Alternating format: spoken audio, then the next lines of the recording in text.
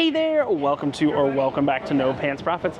My name is Richard and I'm coming to you today from Chinatown in San Francisco, and we're right down the street from my hotel, and we're going to be doing a food tour today. Now there's a company that does two different food tours in the San Francisco area. One is a Chinatown food tour and one is an Italy food tour, but much like Zoidberg likes to say, why not both? So we're going to a bunch of places. We got shellfish, pork. He had to go to the tomatoes, a whole list of allergies and stuff like that to make sure nobody had. But he's asking everyone individually. And then I got a bag of stuff, which is supposedly from the best little bakery here.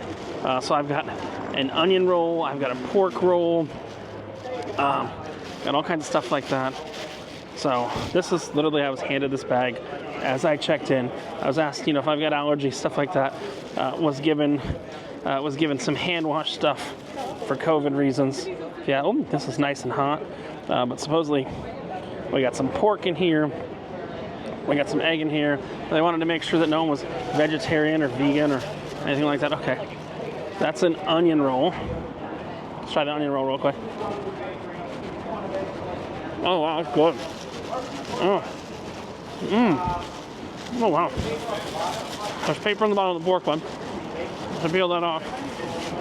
I see the paper. Kind of need another hand to peel off. Okay. Oh, Hollywood Bakery, huh? And that pork one. The guide says, I've never been to a food tour where they hand you a bag of food when you get here. For those of you that have finished your vegetables. Oh my God. More food already? Dessert too. I have, yeah, and we have a sesame seed rice balls. Now these are from a different location. These are, Richard, you have to finish your vegetables first. I'm working on it. All right. These are from Grant Place. We're going to stop and eat at Grant Place. I'm not sure if it's red bean or yellow bean because I haven't had one yet. But usually, yeah, these are amazing. Please help yourself. These are like one of my favorite things to get. Yeah, and these are really good. Red bean or yellow? Yeah, you can take it with you. Richard, I'll trust you. You work for the government. Wait a minute. Wait a minute. I should trust people that work for the government? I'm not sure. The government. With the government. Thank you. Okay, thank you. With. Independent contractor? Gotcha. Oh, you were a hacker and they took you to our side. I know exactly. I used to have a software development video game testing company. I get it. We got some sesame balls. Oh, this is going to be an exciting fun.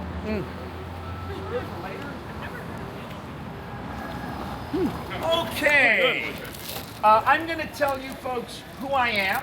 My boss, Tom, is convinced that you want to know who you were spending 4.5 hours of your life with. As I said to Megan, I'm born and raised here. And as some of you witnessed, I'm really born and raised here.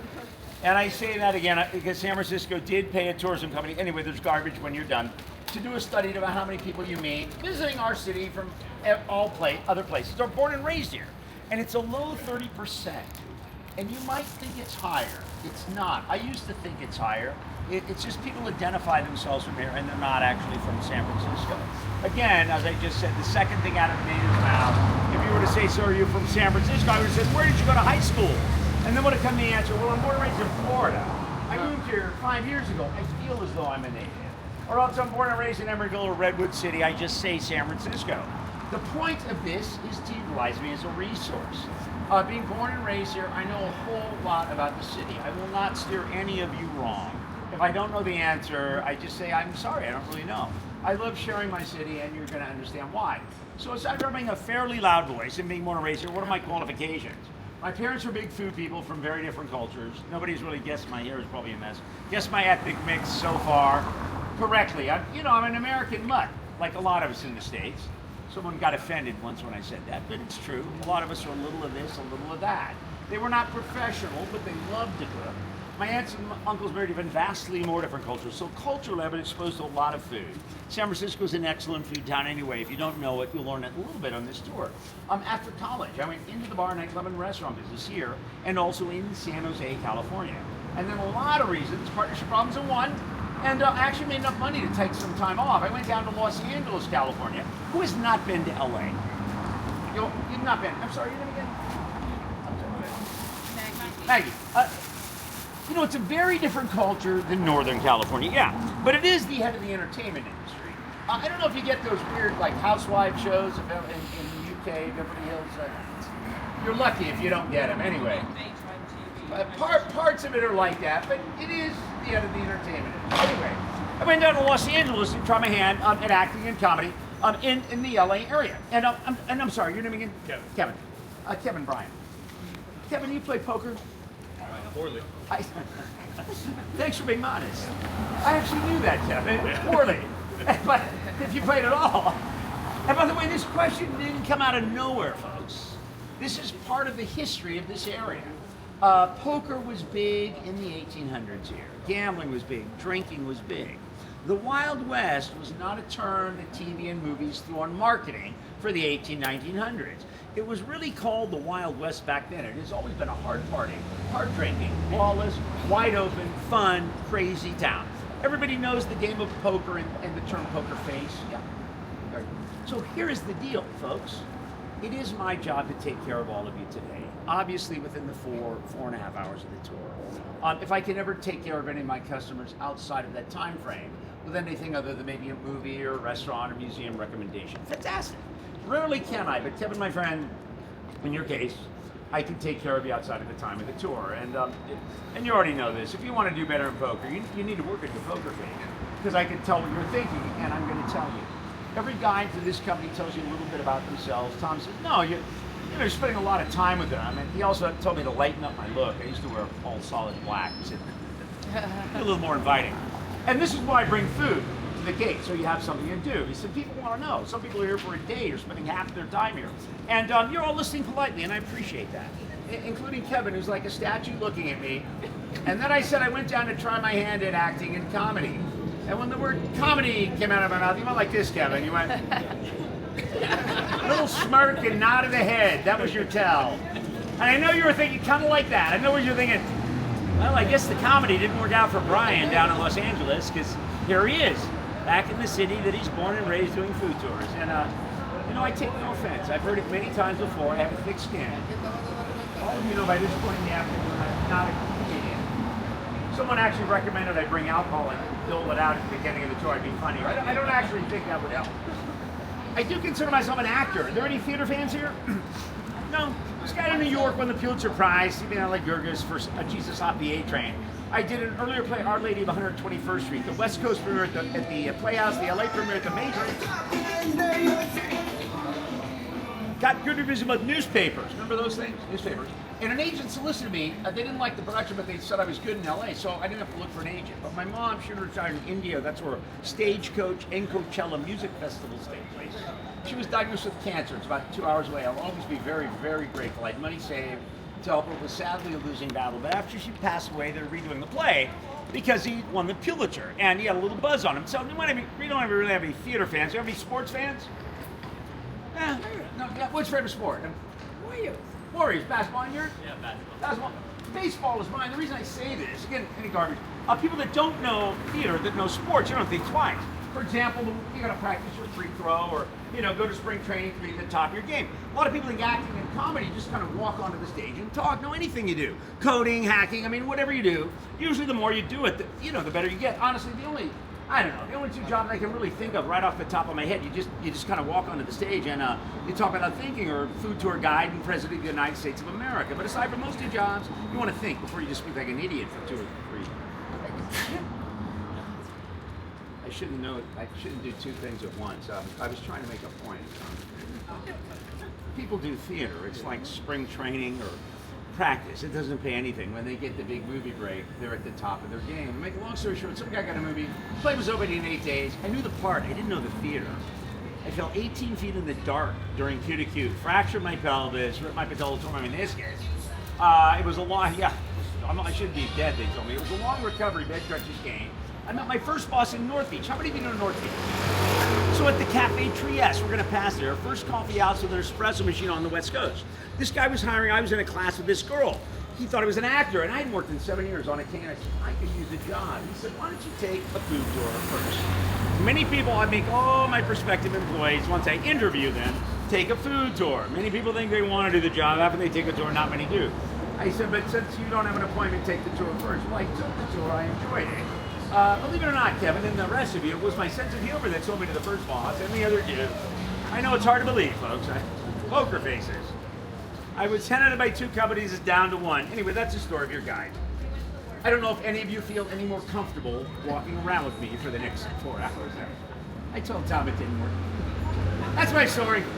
Given my story, you could say I fell into this business. So listen, the puns are going to be worse for the next 4 hours. If you don't think you can handle that, I'll go to the ATM personally and fund your money. You got about 30 seconds to decide after I collect, otherwise you're all in. Any garbage you want to throw in here? Yeah, you can throw some. Yeah. Across Broadway. Broadway known as the Barbary Coast. Named after the Barbary pirates, just like you see in movies and read in books. Crazy, male, mostly male, drunken, carousing pirates. Into North Beach. North Beach is known as predominantly Italian-American still now. To me, anyway. The old-timers will pull me aside and go, you know, son, this is not Italian like it was 25 years ago. There's no Italians left, but it seems very Italian to me.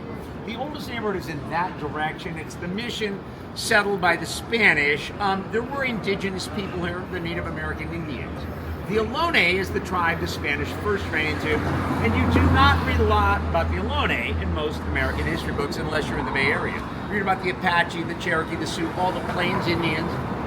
There's a lot of smaller West Coast tribes. Sadly, almost all the Ohlone decimated. So 1, 2, 3. Let's give some context to this tour. Well, let's actually talk about the gates first. How many of you have been to China? Any of you? So, how long ago? 20 years ago. Well, a lot of changes. So my aunt, born and raised, got to go very early on, like in 72 or 3 when Nixon went, and then that kind of failed. It really didn't open up till around the time of the Olympics. So that was around the time things opened up. Anyway, do you remember any of your history? I'm sorry, your name again? David. David, do you remember any of your history, David? Okay, Byron, I think you're going to have to take a picture. Sorry to hear that, because I was going to have you be a guest lecturer. Delegate. I'm trying to always get, someone to do my work. This is Dragon's Gate. These are not dragons. I don't think any other tour company explains it except ours. I'm a stickler for things. These are lions. They're called food dogs, but they're modeled after lions. These are in front of building entrances left and right. And these gates, these are style as ancient gates. These gates are all over the vast mountainous regions of China. They're also left and right in the gates. There's always a male and a female. They look identical. You can only tell them apart one way. The female, which is right here, is always clutching a little baby lion or a lion cub. The male, which is over there, he's always clutching a round object, which is a pearl. These represent the wealth and the people of what is behind the gate, and to protect the wealth and the people of what is behind the gate. Again, these are not ancient gates. The style of them date back to ancient China. This is a gift from Taiwan. I think I put it in 72. Always 3 entrances. 2 small ones on either side and a large center gate. Now, back in the days of the dynasty structure of government, when the emperor, one person, made all the laws and rules, only himself, his family, staff, and friends, and the head of the 7 provinces were allowed to walk through the large center gate to get anywhere to any function or through China. Maybe they numbered, including the armies, in the tens of thousands. The common man, tens of millions of them, had to squeeze through the tiny gates on either side to get anywhere. We've been here about 15 minutes. Now, I don't really need to explain to anybody, what it means that here in the United States of America, we only allow the automobile to go through the large gate. That's what we find to be royalty and important here. I think even if they perfect the driverless vehicle, has everybody seen those driving around yet? Yep. I think even if they perfect the driverless vehicle, I think still most people are better than the automobile. I'd probably rather be with most people than a car. I think we're better. I don't know, maybe not. Maybe I'd rather have a split window Corvette than Rachel, that girl that ghosted me, broke my heart. David, why did you bring her up, man? I'm trying to forget about that. Sorry. Appreciate the apology. About drinking as a senior, if you look 18, they'd let you in. And that, when I was a senior, that was ages ago. That was like 10 years ago when I was a senior in high school. At least I know you're all listening. Not very polite, but listening nonetheless. Probably the last 35 years, it goes till 2 in the morning. This is kind of weighted on the Chinatown side, 3/4 because it's more exotic. You'll see, Chinatown starts to go down 5, 6 o'clock. It doesn't have a second life. It's Grand Avenue, the main strip. There used to be maybe 1 or 2 vacant storefronts on Grant, maybe 5 in all of Chinatown. There's 70% vacant storefronts. Though you're not, it's even with all, and now there is some life coming back. Even with all the vacant storefronts on Grand Avenue, it's still a wonderful street. It's the main drag. People come here and get their pictures taken. Lots of nice stores and shops. Folks, this is not where the real business used to take place in Chinatown. Not by a long shot. The real business used to take place in the back alleys of Chinatown. It's actually still where the real business takes place in Chinatown. There are 41 back alleys in Chinatown. This is been known as the neighborhood of alleys since prior to becoming Chinatown. I'm going to take all of you down a couple of these alleys later on today. 10, 11. Great. I just want to make sure I get the right head count. Sorry. Because I want to leave with all 11 of you at the end of a couple of these alleys. So the way it's going to work is women and children in the center and men flanking the front. Fantastic. Let's continue. I'm referring to settlers or outsiders. 1848, the number had almost doubled to 812 people, and that is a very big jump for that time in history, because you could only get here by sailing. But by the end of 1840, at that time, 3 Chinese, 2 men, 1 woman. But by the end of 1849, January 1850, the number of people living here went from 812 to over 25,000 in just 12 months. And it gets even more remarkable, Bunny. During that same 12 months, over 300,000 traveled here. If you go down Grant, you'll hit the wharf and the water. They landed there in North Beach. But take a look to your right is Recross, because they also landed there. Because at the time, there were no buildings or roads there. That was all water and shoreline. That is landfill. Thank you. That was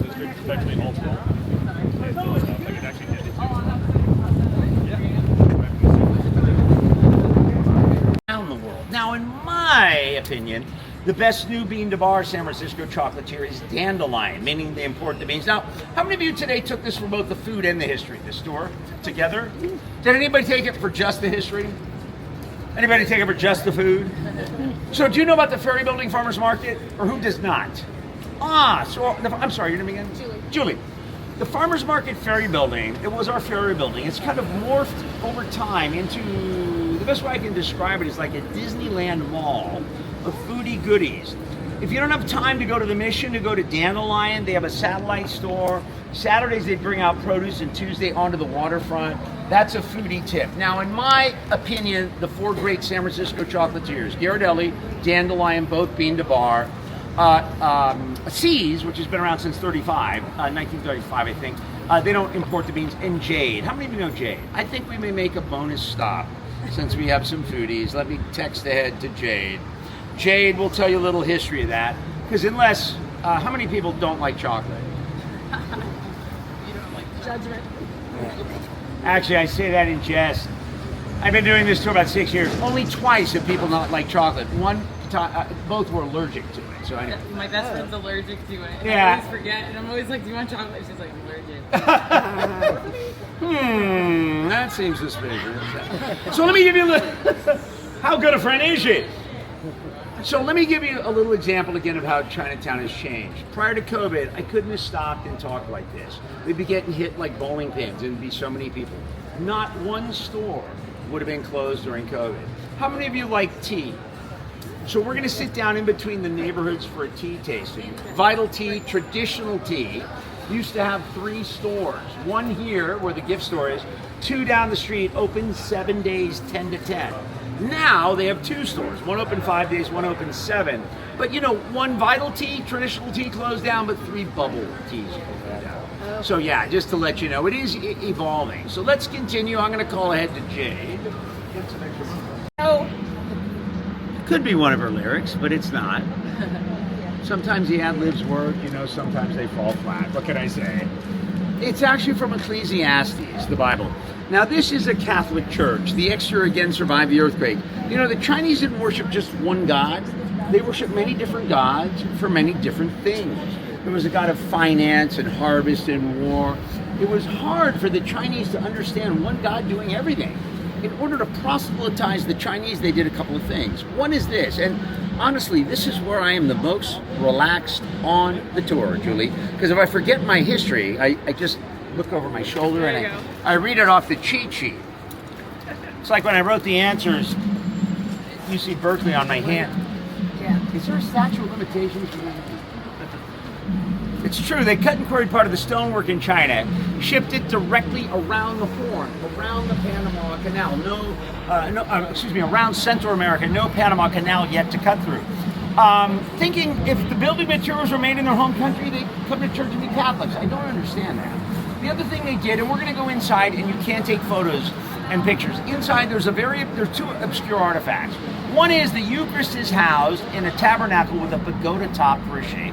The other is there's an obscure statue. It's over 100 years old. It's of baby Jesus, Joseph, and Mary with Asian features, including a little top-knot tuft of hair on the front of the baby Jesus' head, which was the style for image back then. I guess saying Jesus is born Asian and Catholic, or you should become one, or you are one. In the front, there's wonderful photos of San Francisco after the earthquake, including two side-by-side. One when this 1865, this is the highest point in the city. The other picture right next to it, the Salesforce building, isn't even in the photograph, and you can barely find it. All the glass burned or shattered, except these two panels on the retaining wall and two others. Now, they don't look like much from here, but I'll remind you to look at them as we walk back. They were done by the Tiffany Studios, not James Tiffany himself, only to survive the earthquake. Before I forget, let me point out what is called neoclassical Chinese architecture and design. These dragon lamp poles here that line all of Grant Avenue, examples of what's called neoclassical Chinese architecture and design. The 4-level pagoda building here and the trademark building looks like examples of neoclassical Chinese architecture and design. Now this is a Paulist church. The Paulists are an offshoot of the Catholics. They still do missionary work to this day. Let's go inside. Chinese American, San Franciscan. Her great-grandfather came here. Her grandfather came here, and he was like a stereotype of a Chinese immigrant. He was literally a houseboy, which means servant. He had to go to China to get his bride. She had bound feet. You all know that was a very cruel thing that they did to women. But he was also the great American success story. He dreamt of owning restaurants, and by the end of his life, he had opened 3, 2 still in existence. Now, every generation that comes here to the States, you want the kids and the grandkids to do better. So Mindy had to go to school for architecture, but she was inspired by her grandfather's story. She saved her money, and she said, if he can live his dream, I want to live mine. She's a self-taught chocolatier. She has an award-winning milk chocolate bar that got best flavored milk chocolate bar in actually 50% of the world. They compare it to a Nestle's Crunch. It is so much better than a Nestle's Crunch. It's no comparison. It has jasmine green tea notes. She's also an artist and historian. She has truffles. All of her truffles are Pacific Rim influenced, many with historical references. We're gonna go get a truffle. I hope she got my text. I'm not sure which one we're gonna get. Also, if you like history and food, every Friday, Saturday, and Sunday, they have a 90-minute sit-down pairing with food. Emperor Norton, how are you? Good to see you, sir. I haven't seen you in decades. That's Emperor Norton. You can Google it. Anyway. She has a food and history pairing, 90 minutes, and they rotate the history. They did the Hawaiian Cowboys, they had Alice in Chinatown. I'm not sure what it is every 2 months they rotated. So that's a 90-minute sit down. Let's go, actually let me give you some alcohol for your hands before we dole these truffles out. And it's a restroom stop if you would like. There's a code. All right, let's go. We're just crossing the street, and we're gonna go get some chocolate.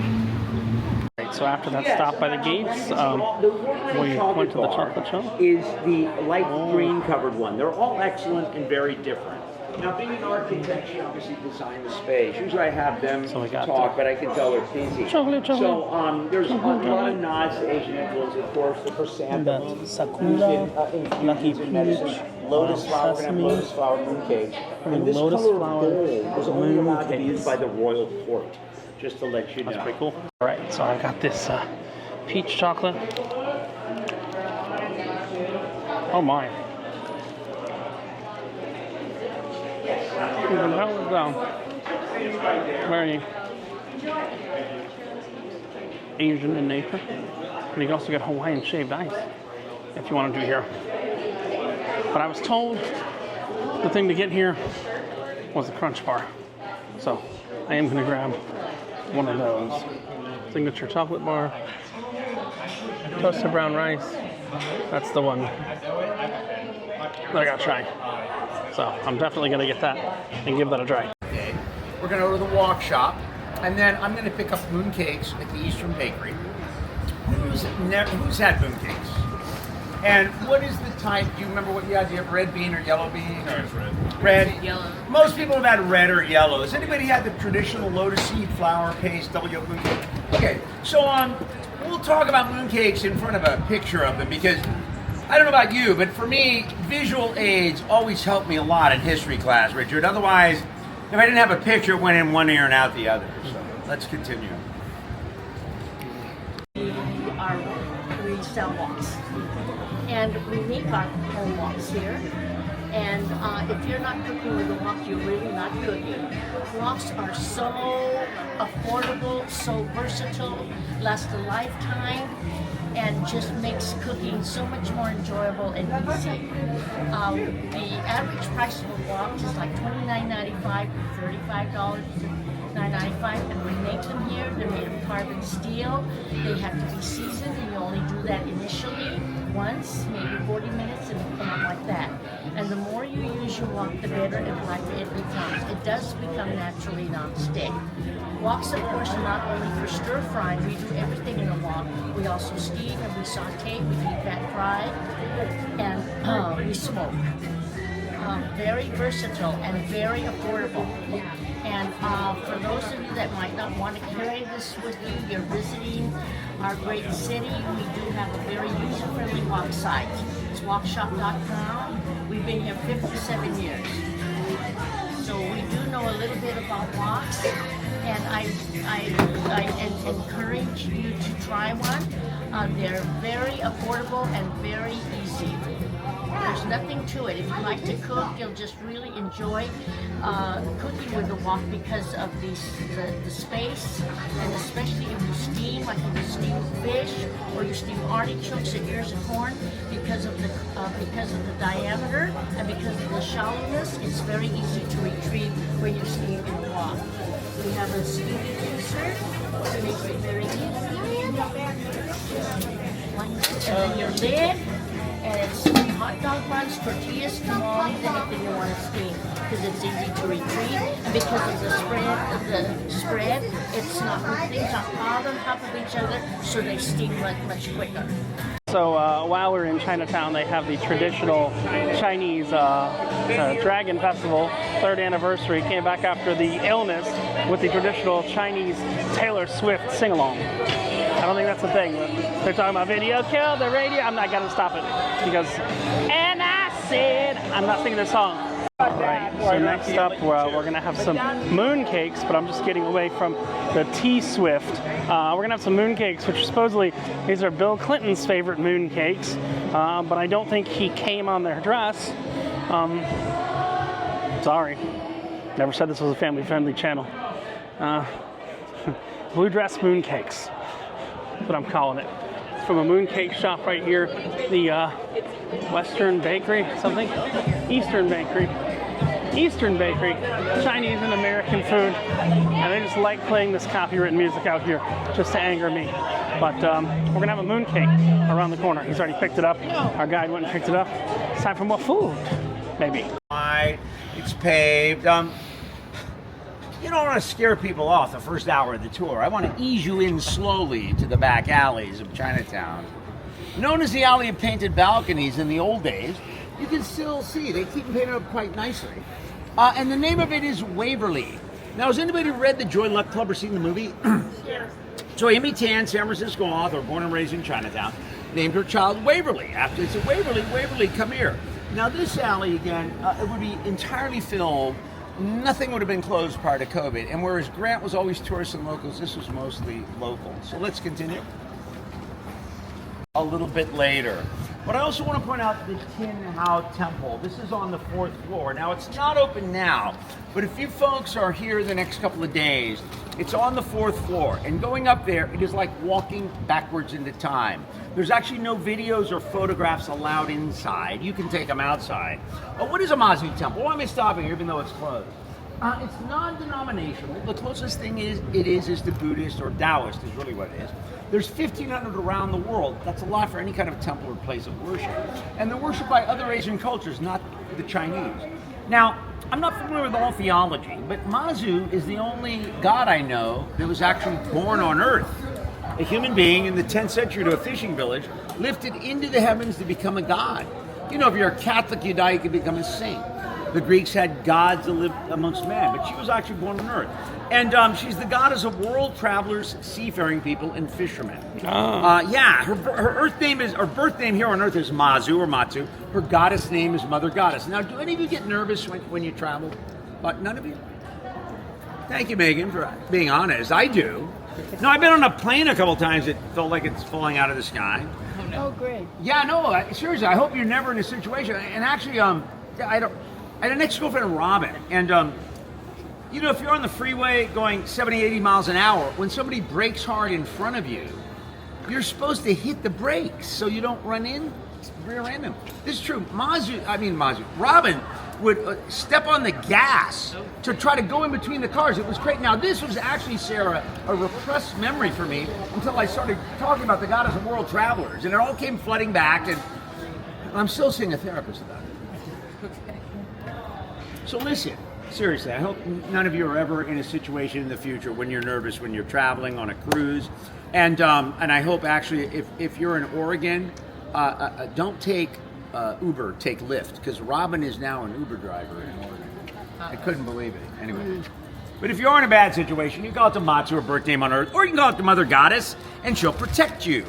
However, I recommend you call it the Matsu if it's bad. Her birth name on Earth. Now, if you forget that, Mother Goddess is easier to remember. You can still call it the Mother Goddess. But if you call it the Mother Goddess, it's going to take her a lot longer to get to you to protect you. Why?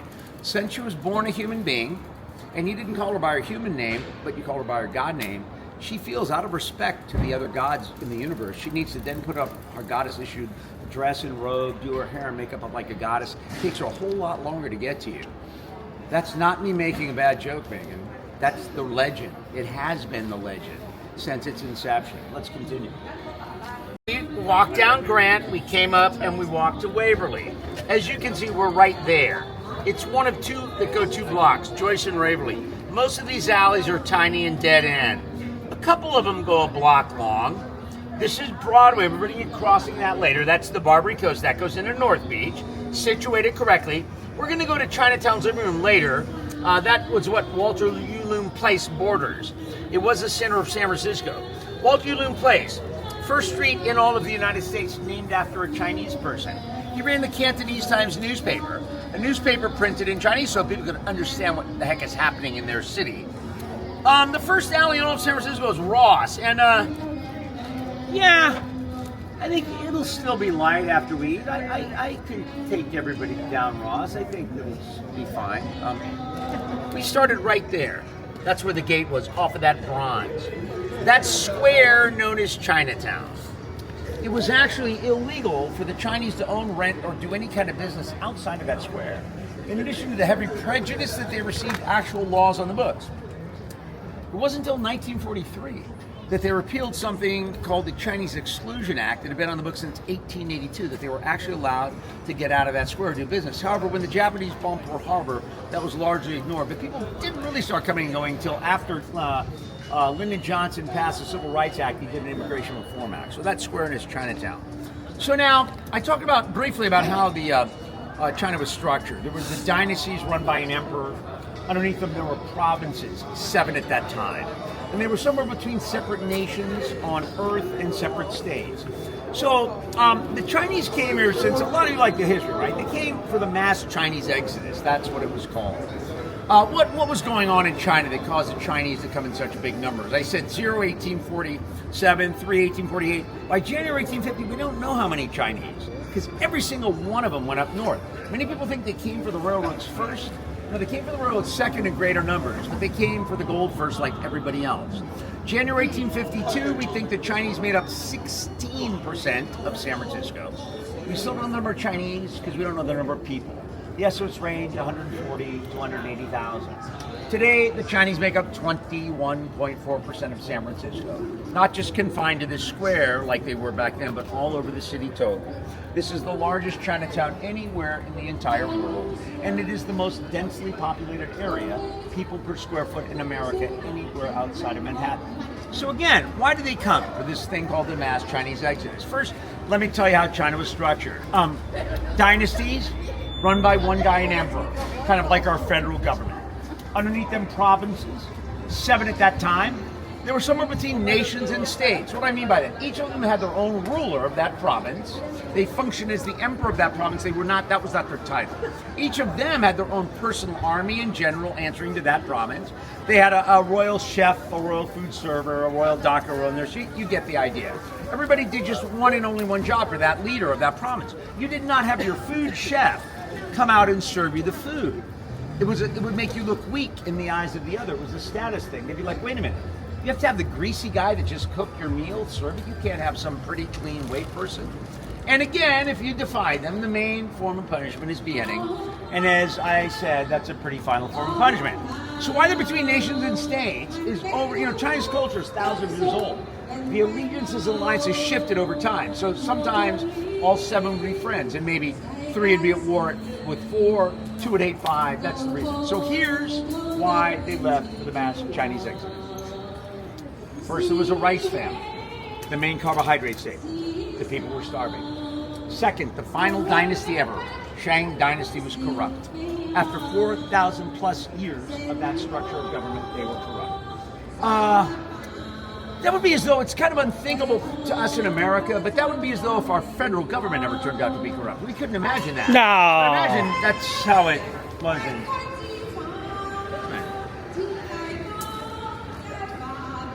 On top of that, all 7 provinces were fighting each other for the first time in the history of China. That like all 50 of our states were fighting, not even north-south, but every state trying to rule the country. So any place but China in the world looked like a good place to live. Why here?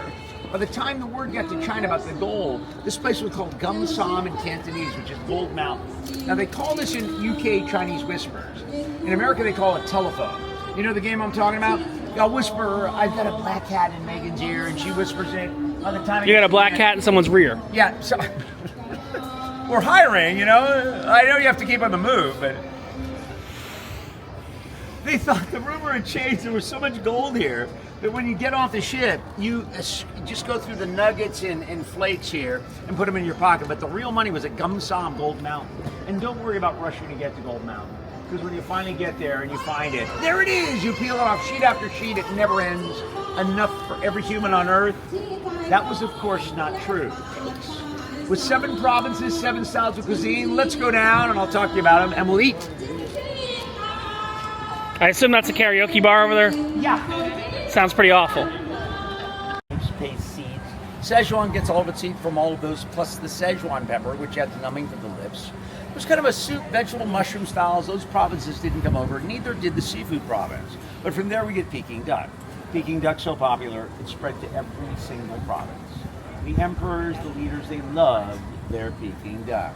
We're going to have some roast Peking duck here. Oh, yeah. We're going to have the 2 original versions of dim sum, pork shumai, shrimp hagao.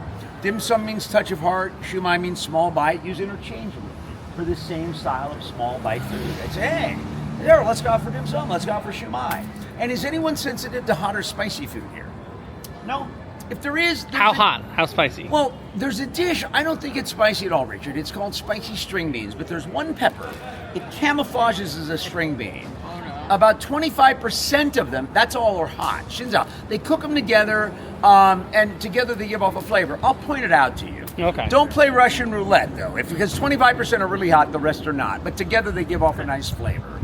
I'm going to teach everybody some tea etiquette, some chopstick etiquette. Who does not feel comfortable using chopsticks? Thank you for being bold. Many people think the Chinese want you to use chopsticks. I want to put that notion to rest.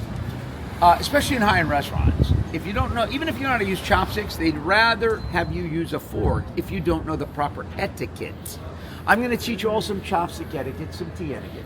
A sit-down stop. If you need to use a restroom, please rotate during the meal, because otherwise it's a one stall again. It'll take another 40 minutes. Elaine, I've known her probably 11 years, and her son. She's known as the mom of Chinatown. She's known politically. She's known within the community. She's been in business, I think, 62 years. She doesn't look that old. Oh, by the way, this is another Bill Clinton eating establishment. I forgot to tell you about the mooncakes. I'll tell you about those now. I think Bill was a foodie even before that was a term. Elaine is so modest. She would never put herself on the wall with Bill. There's a photo of Bill and two employees, but she took me aside prior to COVID. She goes, Ryan, come here. She has a framed photograph of her and every single U.S. president, from Jimmy Carter to the present day, except Trump. He didn't come here. It's funny. It occurred to me. I said, I wonder if Bill Clinton was the only president that offered to take a photo with an employee. So I asked her son.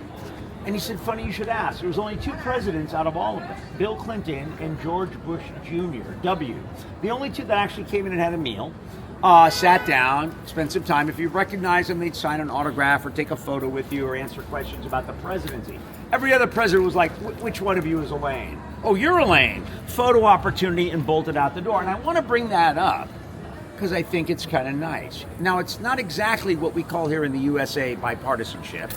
But at least back in the old days, we had one person from each far side of the political spectrum come to the table together to discuss things with one another civilly, like human beings. Even if it was just what was printed on the lunch menu and what they're going to order, you got to start somewhere. These jokes used to be funny until recently. Now they're just sad. Yeah. I didn't tell you about mooncakes because it was so noisy. Mooncakes, we're going to have these for dessert. You saw a picture of them. The mooncakes in my hand from the Eastern Bakery. These are the best mooncakes right here in the entire world. No. Better than China? I understand. No, I'm skeptical too. I've kind of set some of you up. Most people have never had anything but red beans, so you haven't had, right? So you're not going to know if they're the best or the worst. And what else is your tour guide going to tell the group? They're the 910th best in the world? That's not impressive. And honestly, I don't really know any of you really well enough yet to know your politics. It might be a mark against the mooncake for some of you, or maybe every single one of you, that Bill Clinton went in and got him. I don't know. I do joke a lot, Megan. I don't spread disinformation. I'm going to prove to all of you beyond a reasonable doubt that these are in fact some of the best mooncakes in the world. And what's funny to me about that is that I've been saying for 5 years I'm going to prove to everybody beyond a reasonable doubt that they're the best. And up until about 3 months ago, nobody but judges and attorneys knew the joke that I was referring to. I get it. Now, sadly, in America, almost every citizen, given what's going on in the courts, knows the difference between preponderance of evidence, reasonable doubt, given our ex-president, senators, and actually I poll people. Do you know what what difference between reasonable doubt, preponderance of evidence is? Yeah. Sadly, even people outside of our country know what it is. What a time we live in. Let's go get some food. We got lobster here. Got the Peking duck hanging out right there. Looks like some dried pork. And we're gonna get a full kind of sit-down meal here, supposedly. It's got all kinds of fun stuff. So I'll jump to this table. Oh, and we got a lazy Susan in the middle. We got tea, we got water, and a whole sit down. All right, let you know when the first course comes out here. But yeah, this is a full sit down meal in the middle of a food tour. Something I have not seen before. Never skewer anything with a chopstick. That's why I lead with it. If you're under the age of 7, you can get away with skewering somewhere. You at least need a spring-loaded set between 6 and 7. Very, very bad etiquette in form. These are sanded. It means that you're telling them they're cheap. If you have to peel them, the ones that are stuck together, just peel the splinter. If they're really bad, just ask for another set. Never place your chopsticks crossed. That means bad luck. How you want to place your chopsticks is parallel across the plate like this. I used to do this, but never place your chopsticks like this or standing up at the end of your meal or in rice or in a cup, because that means death. It signifies death. That comes from the visual of incense burning at funerals and in temples. Many people thought the Chinese were dirty. Why? Well, because they're going in for their food, and then they're putting in their plate, and then they're eating it, and then they're going back for more food and putting in their plate, eating it. I want everybody to notice there's two ends to a chopstick, the small end and a large end. And I will illustrate this on the communal dish with a hot pepper. What you do, just to show you, is you turn your chopsticks around to the large end. No. It doesn't matter whose food you touch or bump into while you're getting yours. Why? You pick your food up, you put it in your plate, you don't eat it. You turn your chopsticks back around to the small end. Now you pick your food up and eat it. So the only thing that touches or gets anywhere near your mouth or your body is the small end. That shouldn't touch any part of your body. It's like a serving spoon. Anybody know that? Hardly anybody knows that. Now, in fairness to the young miners, you know, they have a family dinner every Monday. They used to all the relatives speaking to us on a campus, and Billy the son pulled me aside and said, "Hey Brian, I heard you talk about that chopstick flipping." He said, "That's all well and good. You know, friends and family, we don't pay attention to that." Now, you know, that's a proper etiquette. I'll be honest with you. I actually don't follow everything that Emily Post wrote in her big book of etiquette either a long time. You're judging me, you two, for not following Emily Post. The last bit of chopstick etiquette is this. Who's uncomfortable again with chopsticks? You and I are out tonight, and you drop a chopstick on the floor. I'm supposed to, by mistake, fumble and drop one to not make her look or feel bad.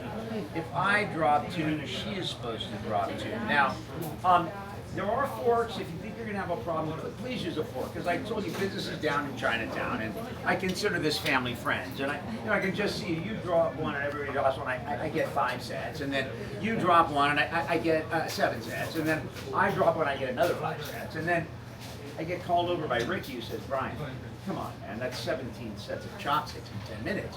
We're barely hanging on after COVID, business is down here." Then I get thrown out of here and fired. I don't know.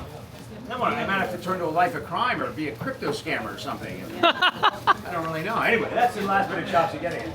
This is what's going on. I also got pork pot stickers. I forgot to say that. Why? Because, you know, no matter how sophisticated or jaded the food person is, if you don't get a pot sticker, the reviews go right into zero if you don't get people a pot sticker. Question for you. Anyway, Do you know what that sauce is? That is a hoisin sauce. That's Okay. for the duck. These are all versions of dim sum. That is a whole shrimp with a rice noodle. That's a bright white.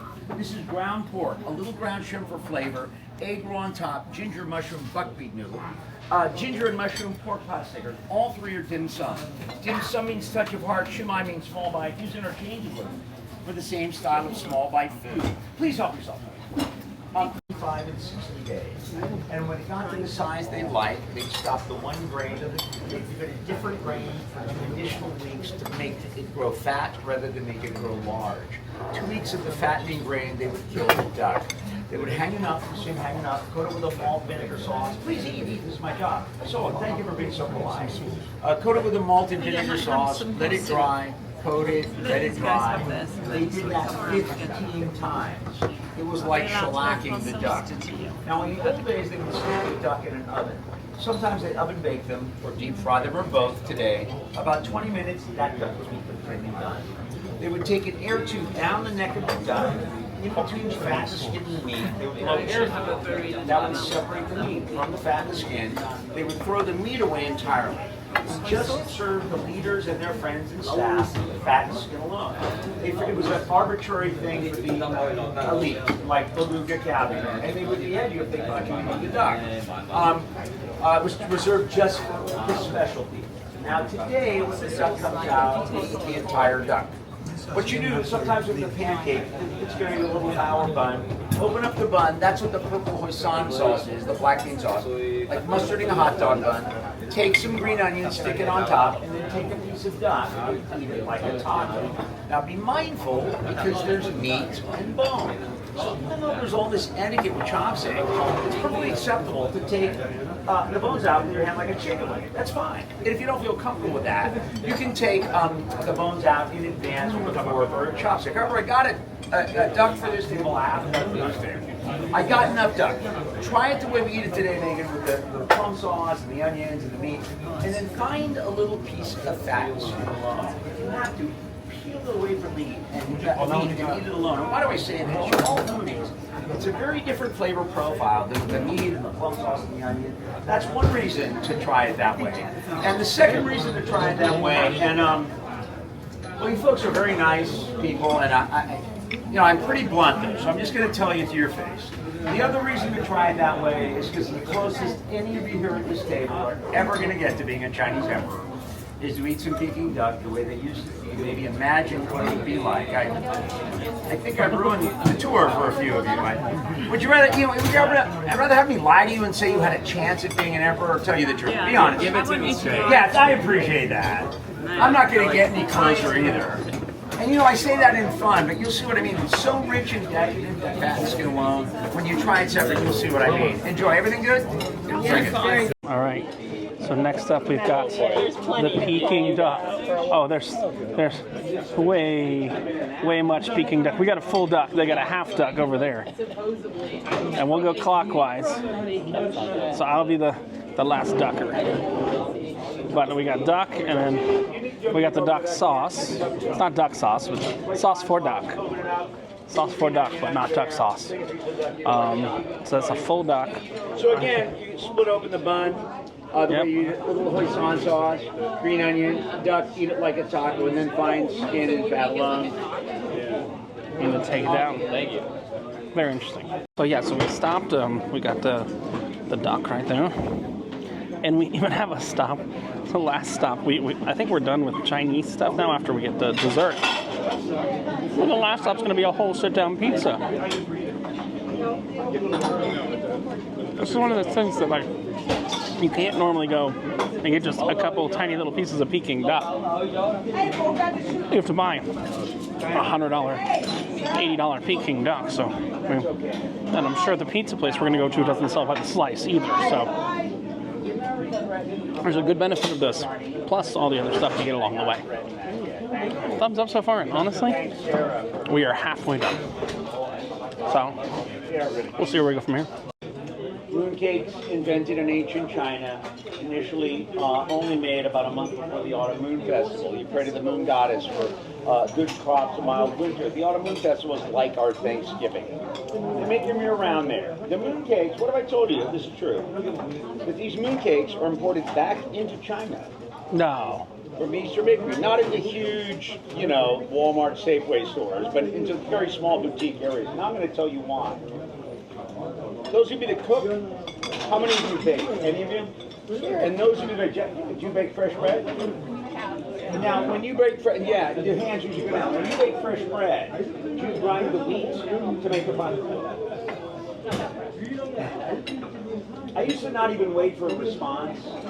And then there were 4 people sitting in these 4 positions, 2 tables. And I said, nobody grinds the wheat. This guy goes, excuse me, Brian, we grind our own wheat. They were 4th generation farmers from rural Illinois. Aside from them, I've never met anybody else that grinds wheat to make bread. This duck skin. Eastern Bakery is the only place commercially, perhaps somebody's family in China grinds, but they grind the lotus seed fresh.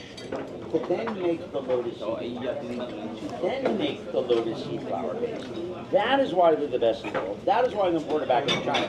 Who's had the lotus flour mooncake? Any of you? So there's a big difference. I get them every year, everywhere. The sack lotus flour is very hard and chalky. These are smooth and creamy. We simmer that interior for 8 hours. It's a wheat coating. The flavor reminds me of something very American. You told me if it reminds you of anything. Oh, and by the way, I did not get the double yolk mooncake. I did not talk. What was pictured as the traditional double yolk. That's the salted egg. We talked about the century egg. Richard's face said it all about the century egg. I can explain the history. The salted egg is the age of that grated egg yolk version. Not many people enjoy the double yolk lotus. Honestly, I prefer a century egg and porridge to the double salted egg lotus. This is the no yolk lotus. It is the traditional minus the salted egg. And you would be able to see it. There'd be a big, solid egg yolk. I love these. These are phenomenal. They remind me of something very American. You tell me if they remind you of anything. Yeah. Or more duck, or should I take it away? We got pizza later too, right? Do we have a whole pizza? We got to pace ourselves. Okay. Go ahead. Oh, I'm pointing at nothing. I have no idea. I've never had it. All right. You ready? Yeah, very nice. It's good taste. Tastes like a Fig Newton. You know, it is a little Fig Newton today. It varies. I think it tastes a lot like the layers below the pecans on a pecan pie. But it's a little Fig Newton-y. Today it is. Sometimes it goes marzipan-y too. I do like marzipan.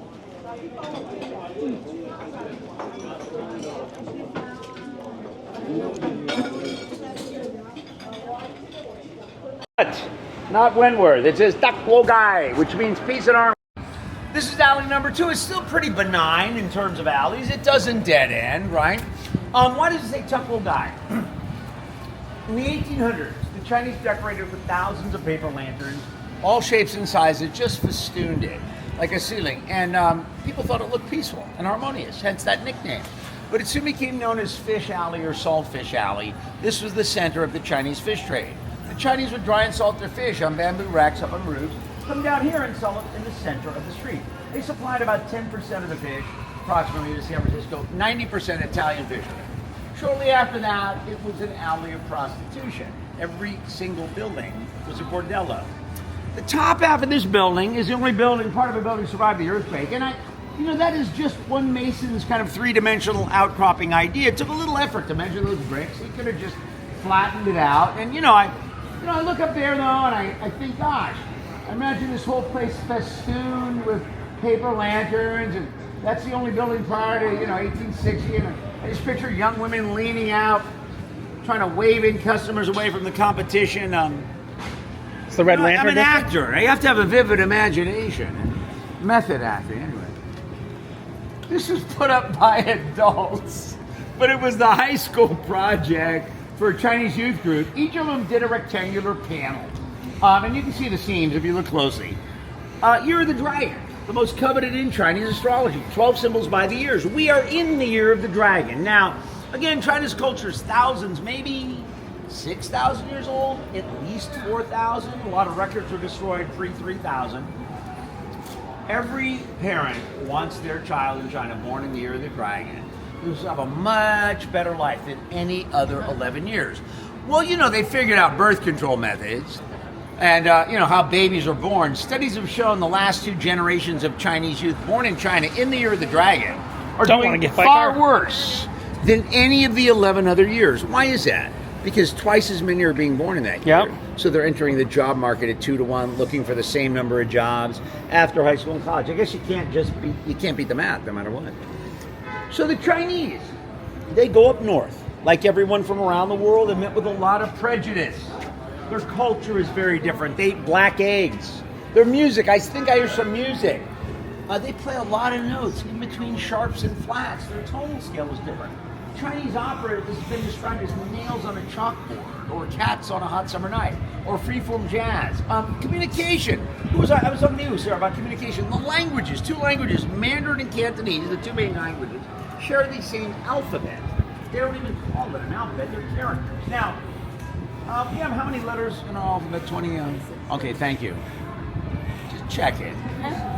Anybody want to venture a guess how many characters there are in the Chinese? We'll call it an alphabet for the sake of argument. How much? 50,000. You were right. How did you know that? There's actually around 50, over 50,000. No, most of them not long forgotten. We would all know about 5,000. At 3rd grade, you know about 1,200. I met a woman on a tour from China. She's like a professor. She goes, how many do you know? She said 25, 28,000. Crazy. You need to know 3,000 to read a newspaper. In 2 languages, Mandarin and Cantonese, share the same alphabet, but they do not understand each other. What does that mean? Sarah, one Harry Potter book right here. You and I can both read it, but if you speak Mandarin and I speak Cantonese, we can't talk about what we thought about the book we just read. What we could do is write down in Chinese what we thought of the book, hand each other our papers, because we could read it, but we can't talk it. So it's kind of different. 5 main sub-dialects under each that are like different languages, and I've done 3 tours with people from China. 2 with translators, I don't speak either, and one of these young journalists that spoke perfect English. I've heard between 72 and 149 sub-dialects. They don't even know China's so vast. So communication difficult. They're looked at as competition for trying to strike it rich when they get up north. And nobody wants any competition. And as you may or may not remember from history, hardly anybody struck it rich or even fed themselves. Most people starved, and nobody came with money looking to make more money. So, difficulty in communication, differences in culture, looked at as competition and prejudice. They were met with violence. And they said, the heck with this. Nobody's even finding enough gold dust to feed themselves. They left north. They came back here and settled in what is now Chinatown, provided a lot of support service industry to these young men. As we walk around, you see there is not one ground level residence anywhere here in Chinatown. All shops and stores to help these young men out. Families of 2, 3, and 4 to each level. Kids play on the roofs if they're not used for drying fish. Adults would hang out where we're headed next, Chinatown's living room, formerly the center of San Francisco. Chinatown has a great anti-pedophile sign. No loitering where children congregate. Damn, what the hell was Bill Clinton doing here? Bill Clinton had to loiter where the children congregate. I'm really confused. Yeah. Please enjoy some off-tone Chinese music on our little walk here.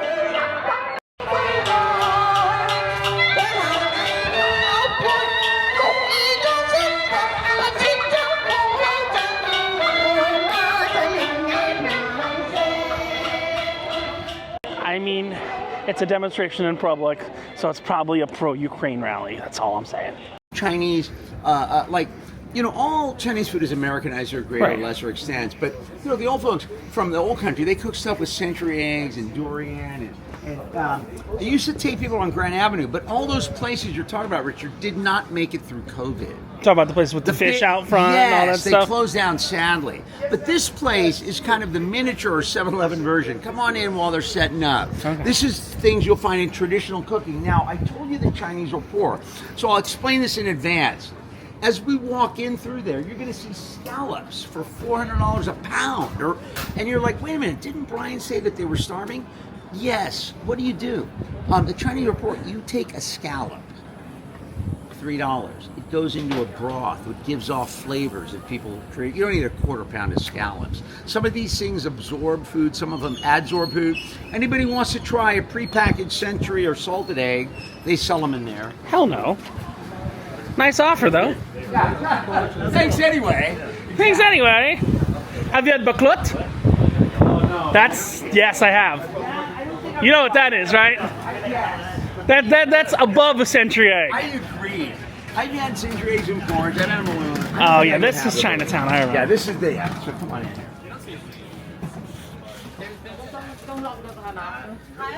Shrimp. So again, all sorts of dried fish that comes in and out. Specialty teas. If you want century eggs or salted eggs or any sauces that are prepackaged, you can come in the back here.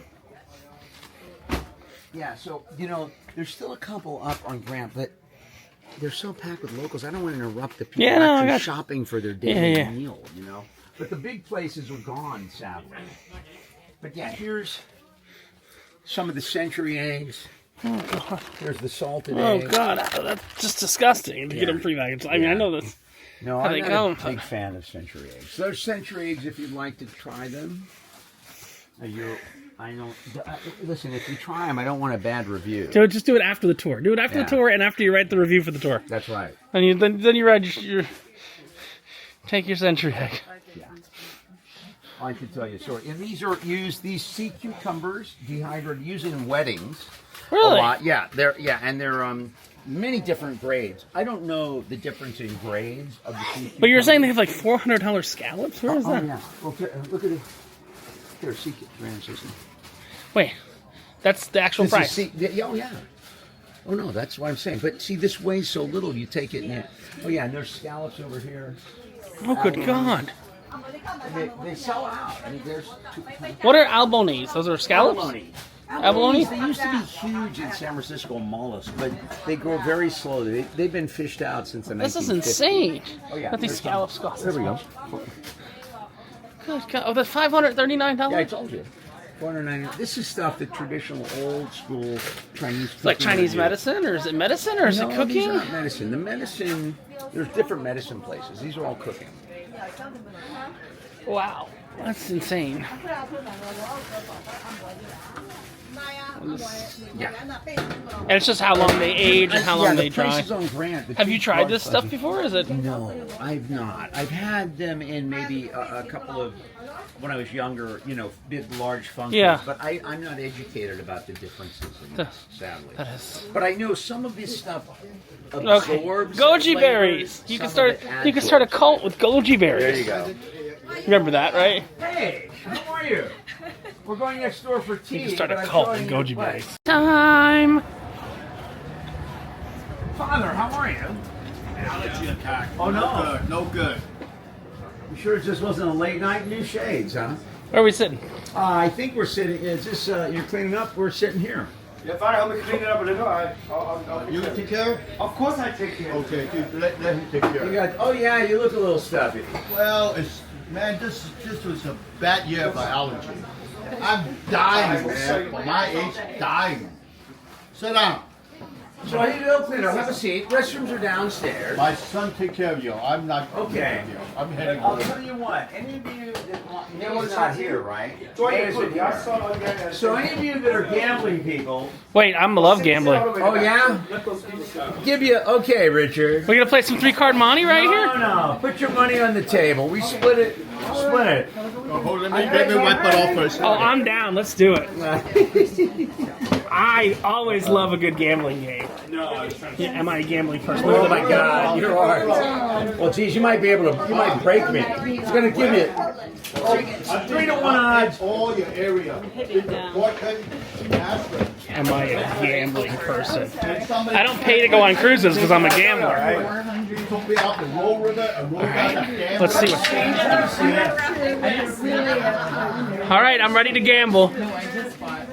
All right, before we start this tea, anybody, Richard says a gambling man. We'll give you 3-1 odds. Put your money on the table. You can't Money's on the guess- table. You can't guess my father's age. 3-1 odds. You got one shot. 3-1 odds. All right. Put your money on the table. 3-1 odds. You can't guess my father's age here. Father's age here. Father's age. Wait. What is our? Do we have a? It has to be exact. 82. Yeah, exact. Exact. Are you 82? Exact. Otherwise, yeah. 3-1 odds. What do you want? Okay, 3-1 odds. He's not. You're 93. You missed it by a year. He's No way. April 18th, he turned 94. Oh. Wow, that was actually impressive that I got it You that and I dead can't believe you got it that close. Yeah. First thing I never do, I never drink coffee. Can you believe that? No? Why no never- coffee? I never smoke. We give it to him. Father. Hey, Father, you got put it. his money You on want the it. No, table. no, That'll no, go no. best, baby. Wait, give us The a most lesson. important thing you have to understand, you're here to drink tea, not for taste, not for flavor, but strictly for health-wise. And Nobody's that's got the it most that close, important. have they? Right? Longevity and health. My son's gonna take care of you because I have allergy. I'm heading home. Sit here. The whiskey is biting him. Yeah. So he got to head to the bar. Oh, shit. Yeah. Well, you're gonna have one of those Chinese Mai Tai. Why no coffee? I love coffee. Coffee will bring you up and drop you out. Coffee will dehydrate your skin, make you old and wrinkled. Oh, gosh. Coming from the 94-year-old man. Just touch. Okay. Oh, no, just open the glass. Okay, sorry. Very soft. Yeah, for 94 years, I never drink a cup of coffee. Okay. That's it. I can And stop coffee, now. if you drink a lot of coffee, like 3 cups of coffee, it gets you very nervous. Sit here. Got it. Somebody tap you on the shoulder, first thing you say, what? You jump out of skin. Yeah. Do something that calm you down. On 94, I never drink coffee, I never smoke, I don't take the drug.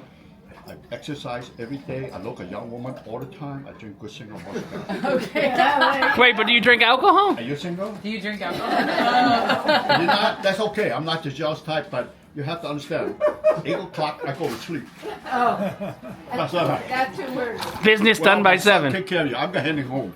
She can have a nice one. Take care of it. Okay, take care. Yeah, because the old folks' house, they lock the gate on him at 5, so. He's going to get the early bird special, Yeah. senior hour. Yeah. Wait, so what are they doing at the Golden Gate? Why is there such a huge line? Well, she got her own. Huh? You're looking good. Been popular since from the 80s. To make each other happy. And she got fined from the health department around $300 to $500,000 per year. She don't care. Oh wow. That's What how. did- Huh? What is she making? Making the egg custard. She make millions of dollars since from the 80s. Huh? Whatever The happens. Chinese egg custard. Egg custard. Okay. Okay. I guess we need to try it. No, but wait, she got fined because she didn't want to tell the recipe. Yes. That's why. You got her. She's a secret recipe. Are you She talking doesn't about wanna tell croissant? the whole Yeah, recipe. her secret is her cholesterol is way more higher than ever. Hello. Okay, take your time. Have a nice one. Enjoy yourself. We're just getting healthy. What kind of tea I know is my this? skin right now. Black tea, something help you folks poop easier. Digestion. It's poopy tea. But it has something else in it. That's cocoa. Oh yeah. Ah, so all you folks from Oregon, huh? Good. I'm gonna show you folks a lot of different tea. Oh. You guys want to join us? I put Oh, it you in. smell it? Rapid fire tea. So good. Yeah. It's very good. All it needs is a tiny bit of cocoa again. Cocoa tea. Well, has it, It smells like chocolate more than it tastes like it. It's not a chocolate. Oh, this smells so good. The Chinese put this tea with cocoa bean in there. It's just because it's a request by the Germans from the 80s. Because the Chinese tea, the traditional originally aroma is like an old bottle of Jack Daniel. Nice. Oaky, musky, that kind of aroma. yeah. I can see where they get the Jack Daniels from, too. Could you pass it back this way? Yeah, after you're done. Yeah, thanks. You don't want to sit down? You good? But it has a liquor scheme to it, too. Black tea, help with digestion. Okay, I'm gonna start you folks now. You see how fast I got everybody a shot of tea? Yeah. Yeah. Good tea only took me 5 seconds to brew his tea. Okay, I'm gonna start you guys from the beginning. Yeah. I'll show you how we brew tea. So when you drink tea, all the tea original from China. Even today, 80% of the tea around the world is all from China. When you say I drink tea, tea, chai, cha, it's the same word in China, in Chinese. You get the Italian called tea, Marco Polo got the tea. Yeah. Tea, that's how the Chinese from Fujian they call their tea. Cha, the Indian garden called cha, it's all cha. So when you drink tea, I didn't make enough to pay you yet, please. No, No, that's how corrupt that guy right there. Hey, That's how there he corrupt is. San Francisco police is. So. I know, jeez, Yeah, dude, yeah, what? yeah. Please, How come you said alcohol? we got so much tax in San Francisco already. Please let me pay for a little. I will make enough to pay you later. Say that okay? we walk really quick. Yeah, yeah. Oh, look at these guys out I'll- to get pictures. I'll Take pay care. you Hey, later. have a great time. He's getting What happened to your partner? right here. Oh, okay. Shh, don't tell him I'm here, please. Oh, sorry. Who are these? Again? You know that hat? Remember Mad Magazine? Yeah. You're like the spy versus spy. Spy. You're the black spy. Take care, folks. Have a Take great care. time. All right, I'm gonna show you folks how to brew tea, Who okay? are they? Those are They're all retired police San officers. Francisco police officers. So we're short police here. So they've come out of retirement to keep an eye on things. Okay. to And they protect are all the making- They're tourists. the neighborhood patrol. To keep an eye No, on. we just try to make a joke. I didn't make enough to pay you. Oh, So God. people That's a believe joke, it. Wow, yeah. the corruption is real, though. Let's try to make it fun. So All right, yeah. this is how we're gonna do tea, okay? Okay. See, when we drink Chinese tea or Japanese tea, okay, first, no milk, no sugar, even spice we don't put in it. Everything I show you here is all natural, pure. We here all drink it for health purposes. So the first tea I'm gonna make you see what I'm using here? That's enough for me to serve 100 people. That means I make you 100 cups like that. So when you drink loose leaf, Loose leaf you can't measure by pot, you all measure by day. Because the leaf is reusable until it's tasteless. Show you. Water in, water out. You Oh. always rinse your tea. We call wake up your tea leaf. Water in, Water out. water out, your tea is done.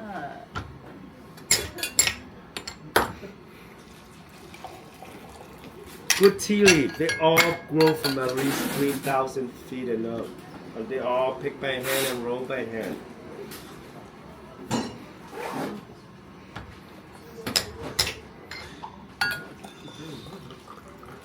Loose leaf is almost impossible for you to finish all at once, but you can have all day to finish it.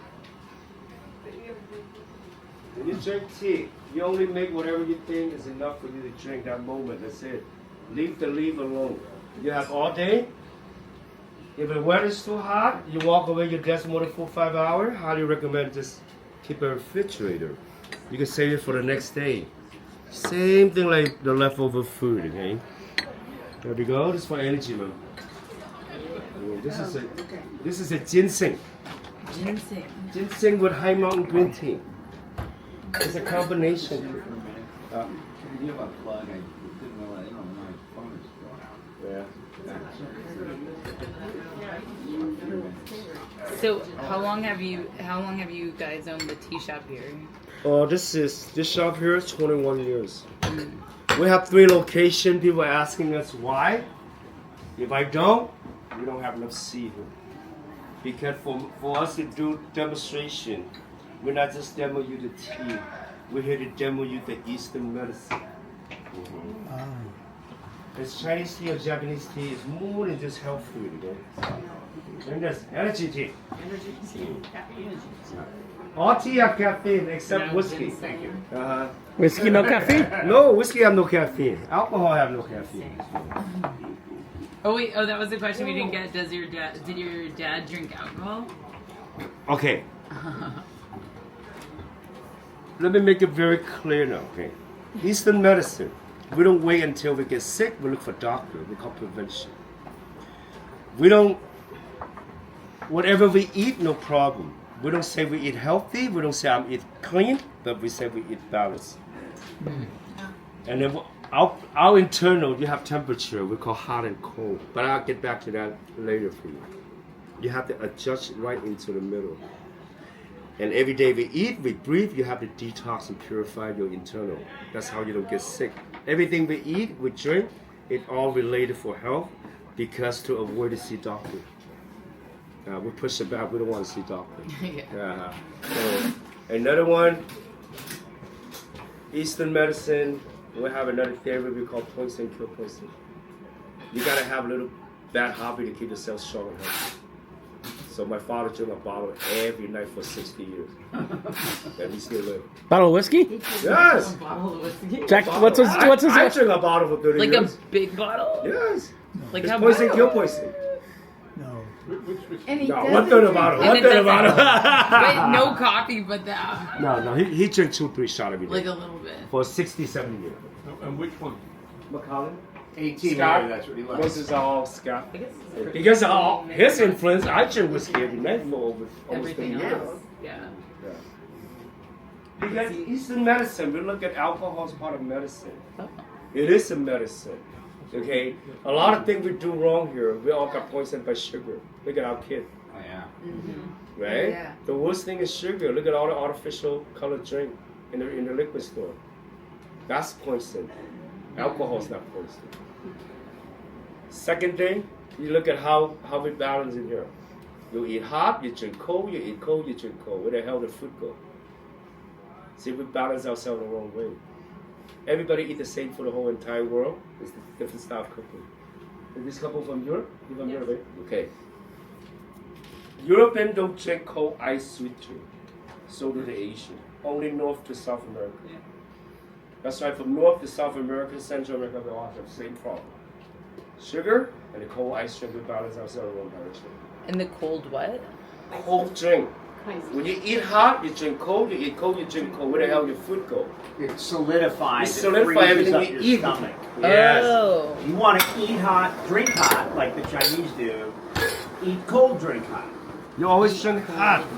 You put anything into your body, no problem. But you have to learn how to balance yourself. Just the way we balance ourselves in the wrong direction here. We had duck. Got it? Duck fat. The Chinese diet's worse than our diet. We have beef fat. We have a lot of sugar, but they have white rice turns into sugar immediately. They have duck fat. Try to get duck fat off your glasses. But in old traditional Chinese, people like father to me, uncle to you, low incidence of heart diabetes because of the way they eat. They eat hot, drink hot fluid. All that grease is liquid in your body. You pour an ice cold Coke, it's like pouring cold water onto a pot of grease, it solidifies. Well, you're doing that in your stomach, and on a slight molecular level, a little bit freezes up. And instead of staying liquid and going through it The goes same through your thing. stomach and goes Same through thing your how you gotta rinse out all the grease from the plate with cold water. Yeah. When you run to the sink, you need hot water. Yeah. It's a very nice Haimong for detoxing, diabetes, cholesterol, liver, Make sense? smoker, drinker. Forgive me, like we all mature people here. You look at all our children, our young generation. Everybody smoke leaf. Nobody teach them how to. You smoke leaf, you gotta drink leaf. These things here. Yeah, they just wax on. Nobody tell them how to wax it off. See? Oh, sorry. Yeah, and the green tea is there for a long, long time, for thousands of years. That's the natural sandpaper. All right, this leaf look like Oregon, guys. I'll show you. Iron Goddess King? Yes. Very nice It green looks tea. like Iron Goddess Oregon. King. Yeah. Looks like Oregon? Is that Oregon? Like the Oregon state? is nice, beautiful, green. Like Washington, Seattle. And same with We the call it others. green state, huh? Same thing as the TV. Is Oregon the green state? No. The atmosphere. We call Oregon very green state. Uh-huh. Look at that. This is look like Oregon, right? You look at the color like Mountain Dew. Look at that. That is true. You don't have to have diabetes or cholesterol issue to drink. How about we could prevent ourselves? If you do, you drink consistently, it secures you. Look at this. Look at how beautiful this tea is. Look at this. And I'll show you how the leaf looked like before it opened. Where's my tea? After low boiling, man. You have to boil it. Like when you boil it, it's 212, right? The low boiling one around 180. 190, that's all. Look at this. This turned into that. Yeah. Oh, really? Mm-hmm. You see that? Yeah. You see how the leaf changed? Oh, Yeah. You see how white tea look like? Look at that. It's really white color. You see the shape of the leaf? The people who grow tea and harvest the leaf, they have to pick the leaf between 5 to 8 o'clock in the morning. They have to what? They harvest the leaf, pick the leaf from off the tree between 5 to 8 o'clock before the sun gets so hot. Oh. The leaf turn color. To keep the leaf, to pick the leaf, just keep it a main white color. They have to do it very early in the morning. That's the next tea I'm going to show you. Thanks, man. White tea. Yeah. And white tea only China has it. And this kind of tea, for people who don't like to eat vegetable, this is how you balance with your vegetable. Oh. Yeah. Oh. Okay. I like I'm going to show you jasmine white tea. So what would you drink if you have bad heart and diabetes? I don't have that. I just. Oh yeah, if you have it, then you drink green tea. That's Okay. why everything I show you here, don't wait until I showed you. I make something that I like it, I don't like it, but you can guide me to your direction. Or do you have tea for this? You have tea for that. That's it. Oh. Don't focus on the taste. I'm not doing it. Yeah. Because everything I show you here is just all natural by the Mother Nature. That's it. But you're saying all tea has caffeine. All tea have caffeine. Okay. That's why in Chinese tea and Japanese tea, there's no decaffeine, there's no sleeping tea. Because they don't want to put chemical to take away from what it is in there. Oh. What? See, that's why only herbs can help you sleep. But even if like somebody had a bad heart and they can't have caffeine, would you say That- no? that's You your can still problem. have caffeine. That's your I'm just asking. Okay. Yeah, they But you not would there. say you know They don't will have it. they will make it put chemical there for you. Okay. They will guiding you off. There's hundreds of herbs in there. There's no caffeine. You have so many choice, but before drink you're drinking rose, it, chamomile, you gotta know oxford. what is that for. It's all about what is this for? What is this for? That's it. They Like- drink it as preventive health Preventive measure. medicine. Yeah, a vitamin water. Once you're sick, it's too late for tea. You got to go to the No, doctor. yeah. You're drinking tea today, this week for the benefits, tomorrow and next week. Got it. And yeah, it's a different brain than the Western mind. Western mind, when he said this is good for diabetes, we think, oh, a cup of tea is going to cure my diabetes. No, you drinking tea if you're prone to diabetes. You want to start drinking tea as a lifestyle. Yeah. 3 8-ounce cups a day to prevent it. To prevent Yeah. it Yeah. and help you. No, I don't have know any of these that. Yeah, problems. just to let you know. No, it's it's a different mindset. For some- It's not something. Oh, I take pill for my cholesterol. I take pill for my diabetes, Yeah. and then the next thing I drink Coca-Cola. How is it gonna go away? Yeah. Yeah. Hey, Kill you faster. The Coca-Cola. it would damage you faster. Do you drink Coca-Cola? I drink anything, What but about- I always focus on something. Oh, this is what I need the most. Yeah. Yeah. Like water. Jasmine Do you white drink a lot of water? Because he's also your dehydrated. immune system. Yeah. A lot of people drink it. Like when I was in Jordan. Yeah, like, this is people drink it to non-processing be tea. able to This not- is a white tea, jasmine white tea. Could I ask a Yes. question about tea? Of So course, you know, that's like what we when, have when, fun here. when I was hiking in the desert, the people, like the Bedouins, they were drinking tea, but to be able to basically ration out the water longer. Of course. So wait, how does that work? We call it best hydration water. What? The best hydration The water. best hydration water? Mm-hmm. That's tea. Especially that's why we drink white tea. Or Okay. there's another tea that we call ginseng tea. See, when you hike, our body is moving, right? Then you get thirsty easy. So we always drink some tea or some water or alkaline water or vegetable water. Anything that help you go into your blood and your vessel. So that way you don't feel that dry. Yeah, This is the 'cause same thing like when I told you that that hangover tea what I made the you. hangover tea. Okay, average we sell 4 to 5 tons of that tea a year. Oh, wow. You imagine you're alcoholic like me, you're a smoker, you smoke weed, all this. What happened after that? Your whole body feel very dry. The Okay. ginseng help you redehydrate. Okay, so they don't feel that dry. That's another balancing. See, when you drink alcohol middle of the night, what happened? When you wake up, your bitter is, you can smell your own breath. It's bitter and sour. And your urine is kind of like brown and yellow. What is that? Your liver is tired. Your liver is very tired. Hot. When you smell your own breath. I showed you how we balance with that. Okay. We don't know what is hot and cold. Okay? And we always use different flour.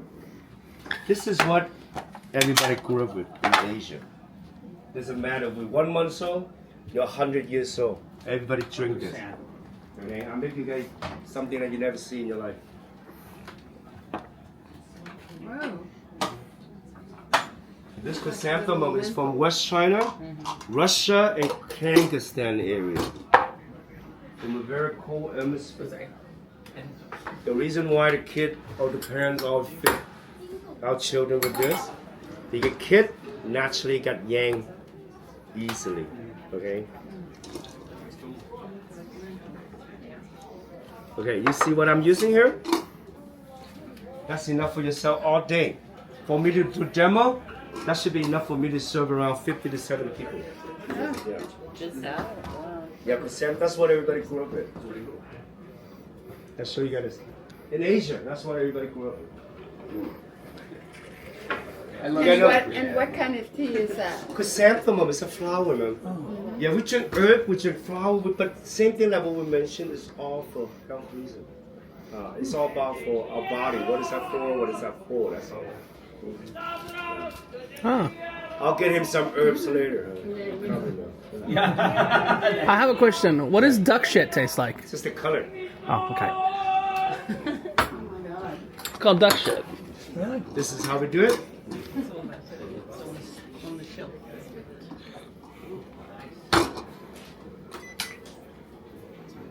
Okay, for hot and cold balance, what is hot? It's almost all from all the bad hobby and food. 80% is all caused by food. Deep fried food, oily food, spicy food, all the junk food, all the salty stuff, alcohol, all the bad hobbies, staying up late at night. What happened? Cracked lips, bleeding gum, acne, breakout, phlegmasis, sore throat, dry cough, anti-inflammatory, hot flashes. When your urine is so brown, when your poop is so smell, what is it? Internal fire. We call Eastern medicine, we got too hot. Yang deficiency. Most is all from the food. This will help you cool down. Beer, ice water can help you temporarily relieve. If you have inflammation in your gum, bleeding, what is it? 2 months you're done. When you have dry cough, itchy throat, 1 month, drink this, it make you feel, it's not gonna cure you 100%, but help you feel much better. For acne, breakout, of course, you gotta reduce what you eat, all the junk food, and eat lighter. Water in. That's how you do it. Water out. And also we call chrysanthemum liver protector. Always want to rinse your tea 5 seconds, like washing a vegetable. Water in, water out. If you let it steep for another 5-10 seconds, the color gonna look like red wine. That's too strong. So now if it look like Zinfandel, that's perfect.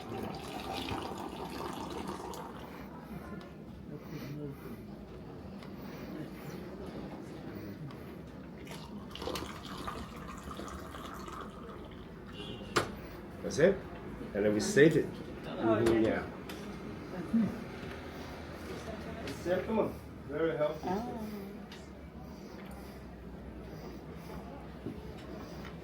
It helps us cool our liver and each other.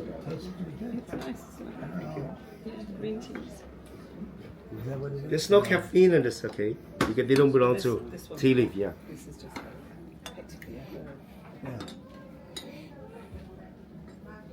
This tastes a little bit of sweet. I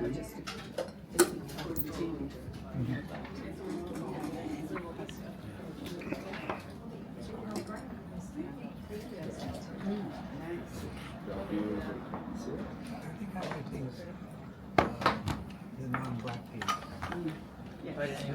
This one? It's just normal to have yang. Most is all from food. You know. There's always that little tiny, hidden ones I like. I like this one. Yeah, very soft. Chrysanthemum. Very Snow soft. chrysanthemum is great. And good for you. Very nice. Mm. Very soft. It cool our internal down. It calms us down. And also chrysanthemum could help us lower our blood pressure a little. What would you do if you have like eczema? Is there tea to drink? Eczema, you gotta avoid anything with shell. No more red wine, no more cognac, no more salmon, anything with shell. No more fish and crab, no oyster. You gotta reduce a lot of things what you eat, and then you drink something that every morning with empty stomach. You gotta avoid what you eat. We can just tell you though, you go doctor look for cream. If you don't quit what you eat, never gonna go away. Hello. Is there a bathroom here? You gotta pick up or? Well, no, he's with us. He's with us. Oh, okay. I need to use the bathroom. Yeah, sit down here.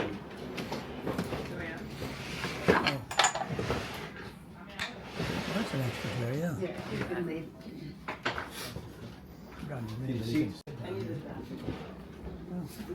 Downstairs. Oh, that's right. Left Yeah. leg. I know there was 2 of them.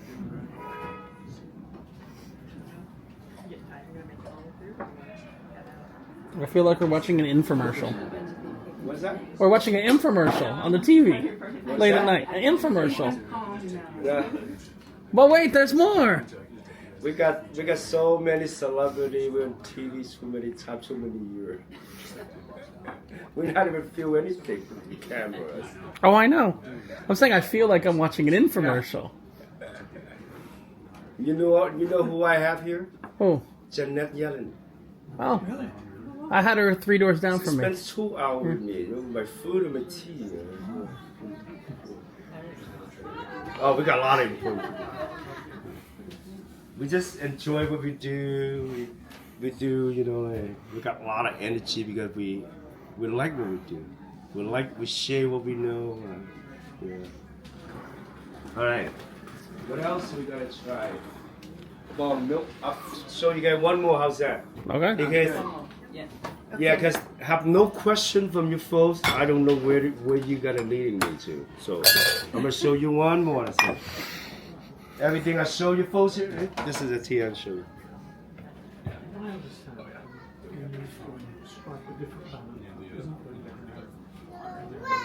Show you folks another oolong that smells like buttery.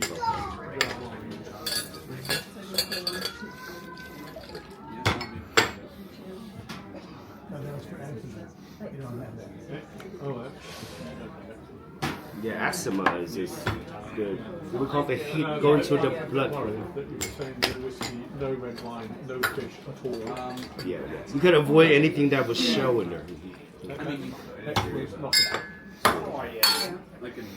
Yeah, because Eastern medicine, you know, like we get sick. Why we get sick? Because what we eat really balance what we eat. That's how we get sick. One more tea. Okay, cool. I don't know what it is. Alright, and everybody from here. Milk oolong.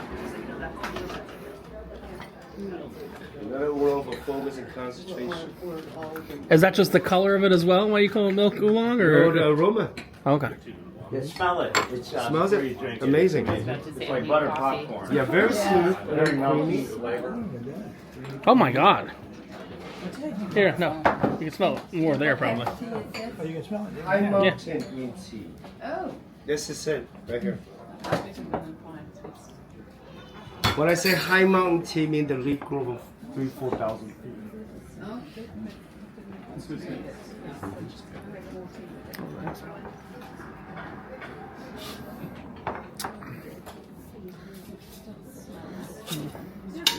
So yeah, a tablespoon of tea will get you between 3 and 10 8-ounce cups. These are, it's not one and done like a tea bag. The tea bag is literally the dust and the garbage they sweep in. Full leaf tea, it's like the difference between a hot dog and a great steak. Or a powdered vegetable drink and a fresh vegetable. That's the difference between tea bag and full leaf tea. Okay. Good? You more? Okay. More. Thing. I'll put it down. Oh, yeah. You did better. All right. All right. Thank you, Ming. Oh, you're welcome. So, folks, there's 2 shops. This is just a quick overview. Yeah, But, if you you know, need anything, you let me know. Anything I show you here, cost you 50 cents to $1 a day. That's it. If you have any question, yeah, you ask me now. You have a weight loss tea? All tea help your weight loss. You gotta balance what you eat. Okay, the best one is always black tea. That's you the get black rare. tea have no tannin. That's for people when they ask for, oh, what do you have to help me burn my happy belly? Burn calorie, always black tea. I'll make you something that's very soft.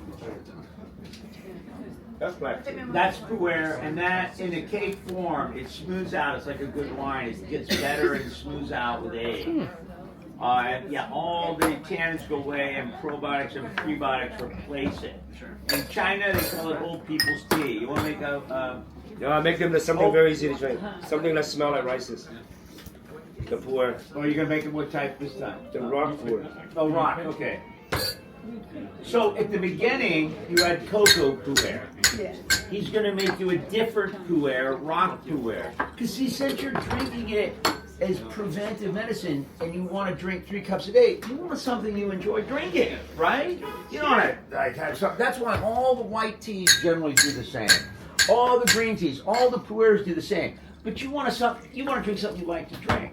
That's the tea. And then, of course, as he said, there's herbs and flowers, which are different medicinal. No.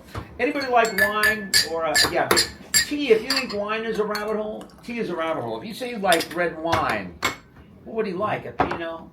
Do you like a Burgundy? I mean, do you like a Syrah? Do you like a black tea. California? Same with Pu'er. Pu'er is amazing. I love Pu'er. Smell it right. Sorry, I'm glad I didn't lose you in China. For digestion, to burn calorie. I got worried. I told Megan. It's all in black tea. And only Chinese black tea can pull bar. I didn't get tea. Could I get some? Yes. Black tea. But wait a minute. I need some tea. I didn't get any. Yeah, but it doesn't have to take. What are the ones that you think have it? I thought maybe. No, but I love this one. What is this one? Black Pu'er? This one didn't, and the first one didn't. And the, whatchamacallit didn't. I don't know what the It tastes very good. What is it for? Pu'er is a little town from southwest China. They've been processing black tea over thousands of years. Whoa. So it's just like, I call the California tea, we call Napa tea. Just a little town from California. I wonder if it's the speed of the brew. Oh. I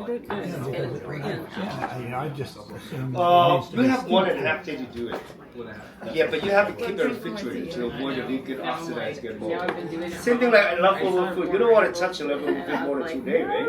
Yeah, they taste And now I know coffee funny. dehydrates. Yeah. Next thing, no problem. Well,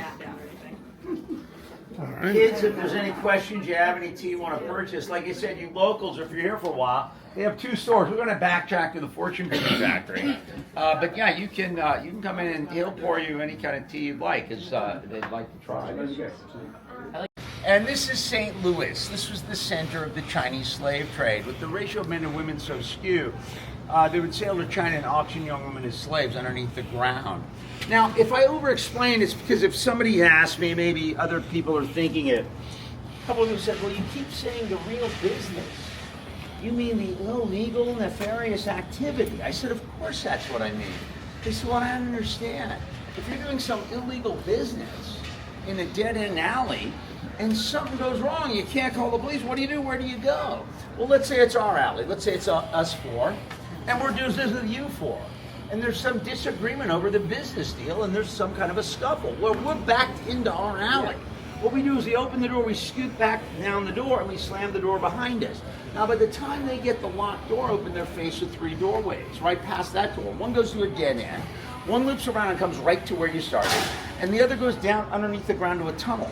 You see, there were catacombs and tunnels all underneath Chinatown, some going from friendly family to friendly family, some of them dead-ending. They uncovered a couple about 30 years ago coming back from North Beach, so it was obviously some Italian-Chinese connection. So by the time they figure out where we're at, we're long gone. And we settle our business differences over the next couple days, but everybody's not quite as hot-headed because it is a closed community. Now, they've owned it since 1907, rented it since 1850, highly unusual for an ethnic minority to own major downtown financial district property. That happened because of an overstated plague or pandemic. Now, supposedly the 06 earthquake, they filled all the tunnels up. Now, I know 25 years ago after DJing, this crazy guy, Jimmy Lee, I'll never forget it. It's like one of those memory clips you have, like little film clips.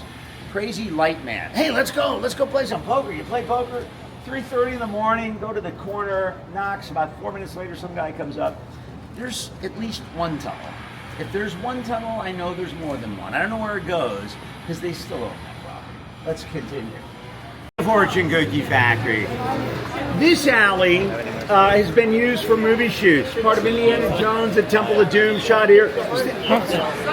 Sit in line here if you want a fortune cookie. Part of Indiana Jones, the Temple of Doom, part of the Karate Kid, part of the Pursuit of Happiness. Also, prior to COVID, I saw 2 big celebrities there. Pat Sajak and Vanna White. Because they were filming the introduction to the Wheel of Fortune at the Fortune Cookie Factory. Stand in line, it's not too long. They're going to give you one of the ones they missed. Like I said, you'll see these old machines just keep going and going. And you can make someone a personalized fortune if you'd like. It's like $2. You write whatever you'd like to say to somebody. Something nice to a significant other. I recommend. Put it in a little box. and they'll fold to make you a handwritten portrait. Nobody expects it. I'm going to get out of the way. Usually the line goes a block, and I'll wait for it, and then we'll head to North Beach.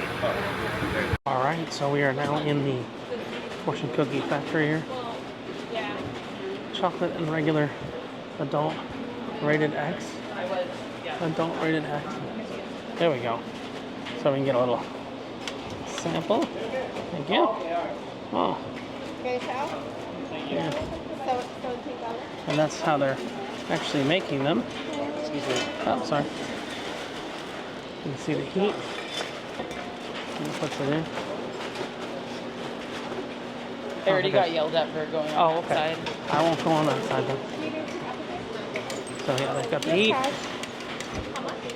17, and I can give it back to you. Taking it right there. Thank you. Very nice. Let's see. May fortune find you.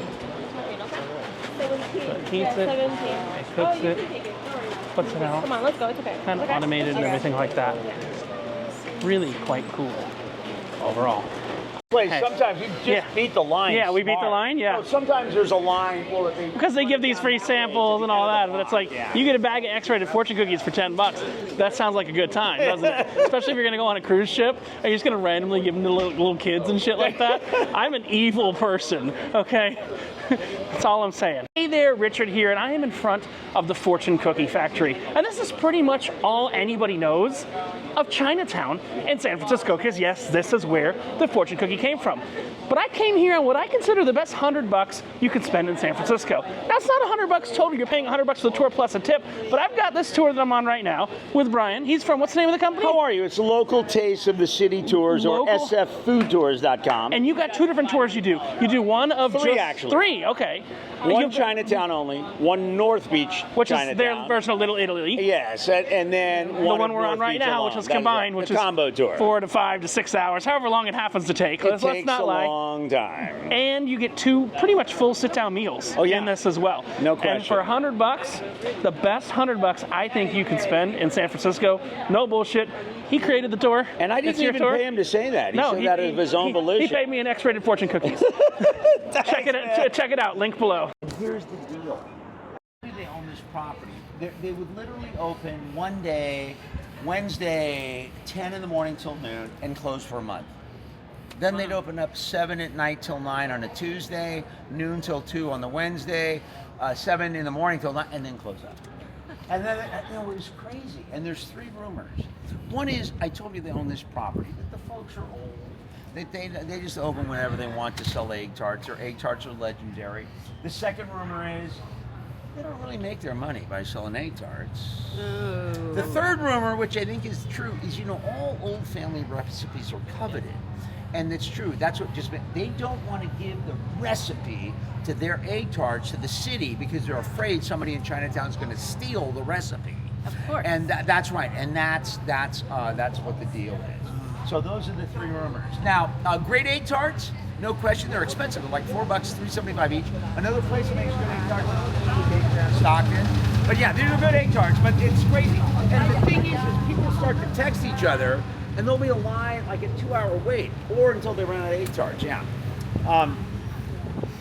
What's an egg tart? It's like it's a custard, like Oh, it's like a pasta donata or something like that. Similar. It's just like a flan, pasta yes, donata. exactly. Yeah. What is the original in England? They made them big. It's called a oh god, I'm zoning out on the name. Creme Catalonia or something? Well, it's like a custard pie, basically Oh, an okay. egg custard pie. But they're like But bite size for miniature. $4. Hey Ed, what are you doing? Oh, I see that. Stay out of trouble. I'm doing a tour. Good to see you, man. So they don't technically call this next place we're headed Little Italy. It's called something else. It's called North Beach, and I But will tell you why when we get it. To our First Amendment freedom of speech rights. And even attorneys don't know that. The phrase redeeming social value came from the lawsuit over Howell, and if you want, I'll bore you with that long story. If they put freedom of speech as number 1. People under the age of 20 don't really know it, but there was a time in America, like I said, we could talk to each other, and even if we disagreed, we'd still want what's best for our fellow human and American. Sadly, no more. Here's a nice one. I'm buying you all a beer or a glass of wine at the end if you drink. In the company of best friends, there's never enough wine. Oh, I love that. I know. The air was soft, the stars so fine, the promise of every cobbled alley so great, a line from on the road. You know, with all the war, I hope this turns out to be true. Love lights more fires than hate extinguishes. I think it's a beautiful quote. Is this place any good? This Vesuvio cocktails? Vesuvio's. Yeah? Favorite bars?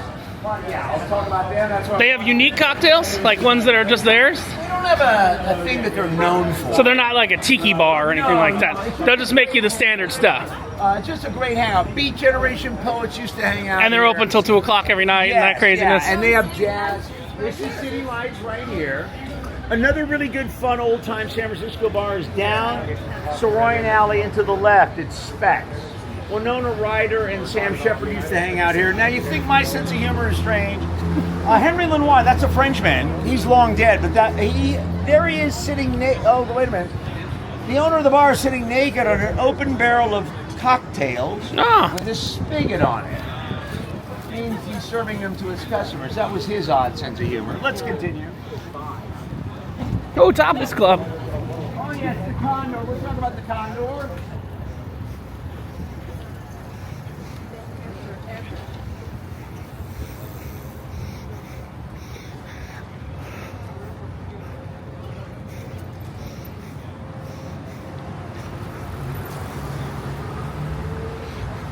So it seems like now we have fully left Chinatown and we are in fake Little Italy.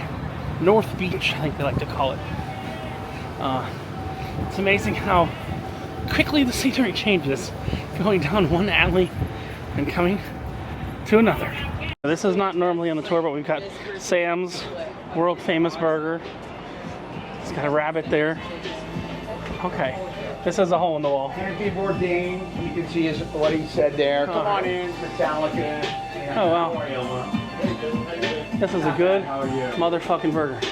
Top 3 in the world. You see Anthony Bourdain's quote, his quote there. Coming towards the back? Okay. We got some copywritten music playing here we're going to try and talk over, but it is a little tiny baby hole in the wall. I think we're going to have a seat here and try a quarter burger now. Burger time. Oh my God. Let's just try the fries first. Oh my God. The burger's good. Oh. Nothing good right there. Oh. They're a little salty, but you know. Okay. Oh. I don't know, but I guess those travelers that you gave. Okay, if there's too much salt, I didn't steal your audio. I didn't do that. Have some tea? Have some tea. We need some tea when we're going to have this nasty burger. I say nasty in a loving way. All right. I don't know about the burger yet. I can't get myself Okay.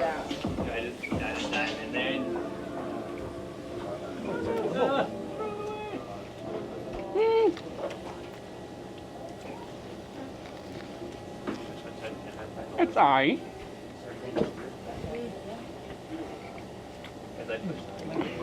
Not great. Not terrible.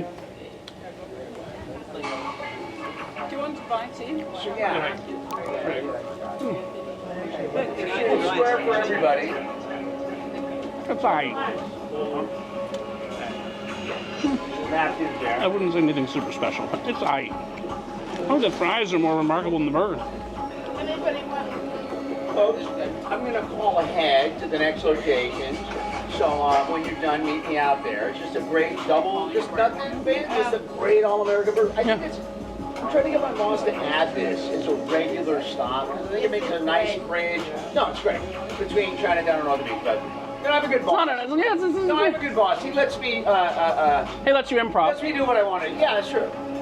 Now, listen, I didn't say... As I said... I choose my words carefully, Dave, and I see that poker face. I didn't say he was a smart boss he let me do. Well, no, I said he's a good boss. We were talking about your boss. I know what I'm saying. Your boss has undersold this store. Yeah, I agree with Undersold. I totally agree. He's undersold it. I'll see you. Simple enough. Thank you, man. Take it or leave it. Probably because, yeah, the first time I've been into a cannoli, you know, when you're a kid and your relatives are telling you when you're 4 or 5, you can't wait for some special dessert. And I bit into what I can only describe as kind of like a soggy sponge. One of my relatives raving about, this is barely edible. No, terrible. Yeah, I thought this is horrible. Listen, you've been a fun group, and no matter how fun the tour's been, it would really, if you had a bad cannoli, the tour would never recover. You're right. I'll tell you what I'm going to do, folks. I'm going to buy an extra cannoli. I'm going to test one of them first. Oh, okay. I'll sacrifice. Take one for the team? I will take one for the team. I'll fall on the sword for you. If they're soggy, we'll throw them out. We'll just go next door for fudge. David, I give a lot to this company. That's why my boss lets me do occasionally what I am. I'm not looking for any, thank yous or anything for that. Let's go get region. Remember I said that was all water and shoreline. North of the beach, shortened North Beach. That's why it's called North Beach. And not Little Italy. That's right. They call it Little Italy for marketing. But, it makes me crazy because it's part of the history. It's just North Beach. Actually, I told Tom, my boss, I said, it was on Viter and TripAdvisor. They're like, it's a Little Italy tour. I'm like, Tom, you don't get Viter and TripAdvisor to make it the North Beach tour. I'm quitting. And he's like, a month later, he calls me. He said, they did it. So I didn't, I checked on Viter and TripAdvisor, and they didn't make it the North Beach tour. They made it the Little Italy / North Beach tour. But something, I thought to myself, I mean, good enough. I thought, I'll compromise. I don't want to be like the Senate and the House. No. I gave a little, I got a little. I'm going to go consult in Washington. I don't think they'll listen to me. Yeah. I got half of what I wanted. Anyway, I digress. It's just North Beach.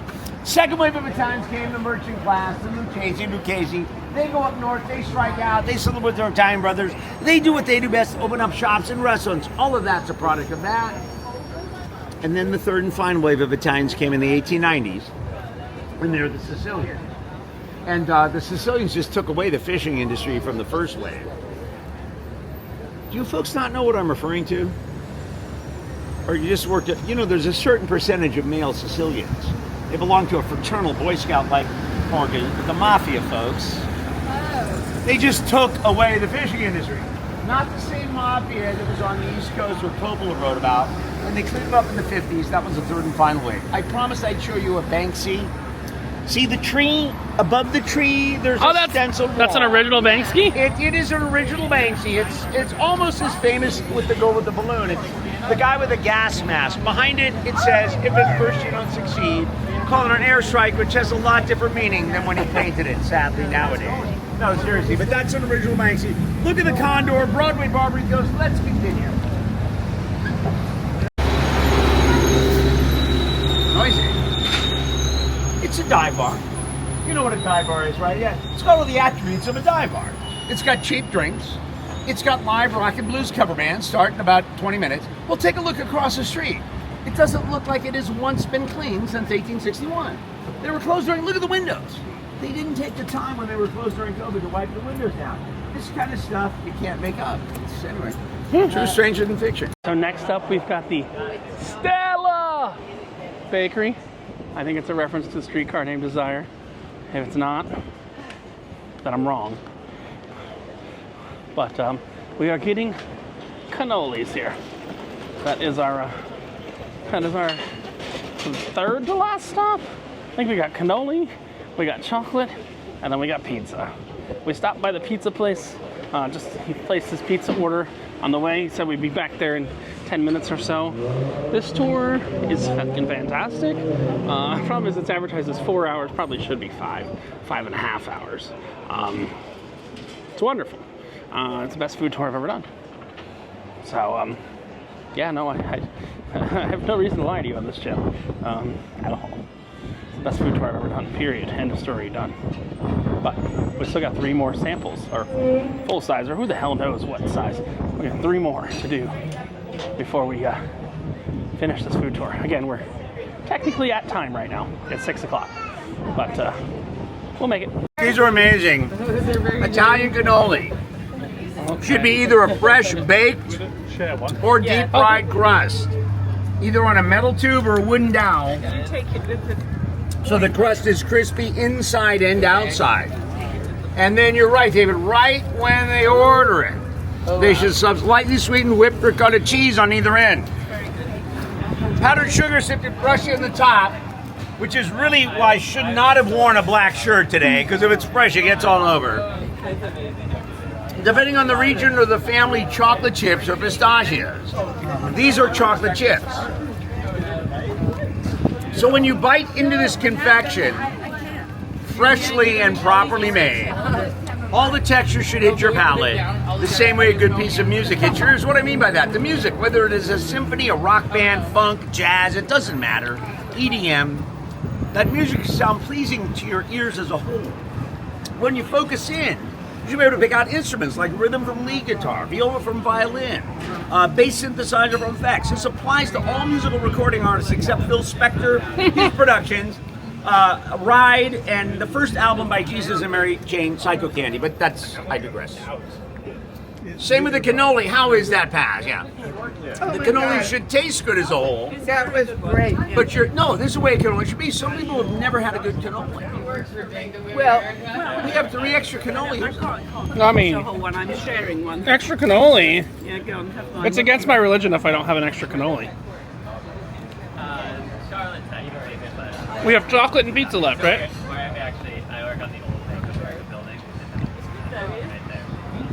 Now you stop a couple different places in addition to these 3 places when you do the the North Shore only one, right? What else do you get? Just wondering, because I think we did most of the Chinatown places. I mean, Yeah, Molinari.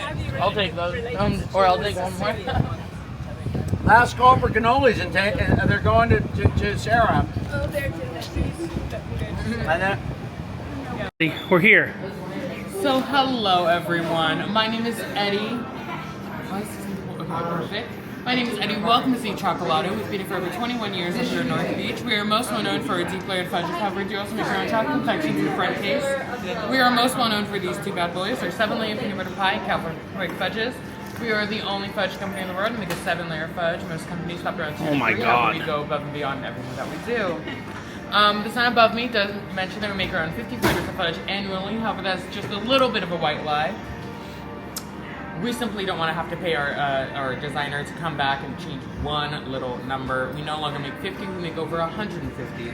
Seems a little bit too much of a stretch to have her come all the way out here from LA just to change one letter, or one number I should say. Today, each of you guys get to take home any one of these lovely pieces of fudge with you. Each piece y'all get today is a quarter-pound pre wrap. They look just like this. They last 4 to 6 weeks on the counter, 2 months in the fridge, and up to a year in the freezer. But let's be 100% honest with each other. It's not going to last you a year. It's going to be gone by the end of this tour. As well, y'all get 10% off the entire store, $5 off our online shop. Go coupon on the back there to give you guys. And feel free as well, grab piece 2 attack from the back barrels. With that, what can I get you? Peanut butter. Peanut butter pie. Peanut butter pie. 7 layers? No, I just like to say that sometimes. Thank you.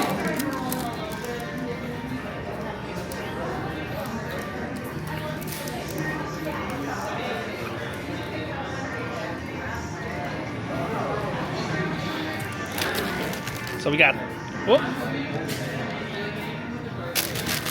some fudge. Hold on, wait for my mic to come on. We got some fudge. I'm gonna add that to my X-rated fortune cookie bag because I gotta save room for pizza. But yeah, it's this. I got the 7-layer fudge. That is amazing. Look at all the layers. I only want to make a 7-layer fudge because reasons and things. But we are going to head, I think, to our last stop and get some pizza.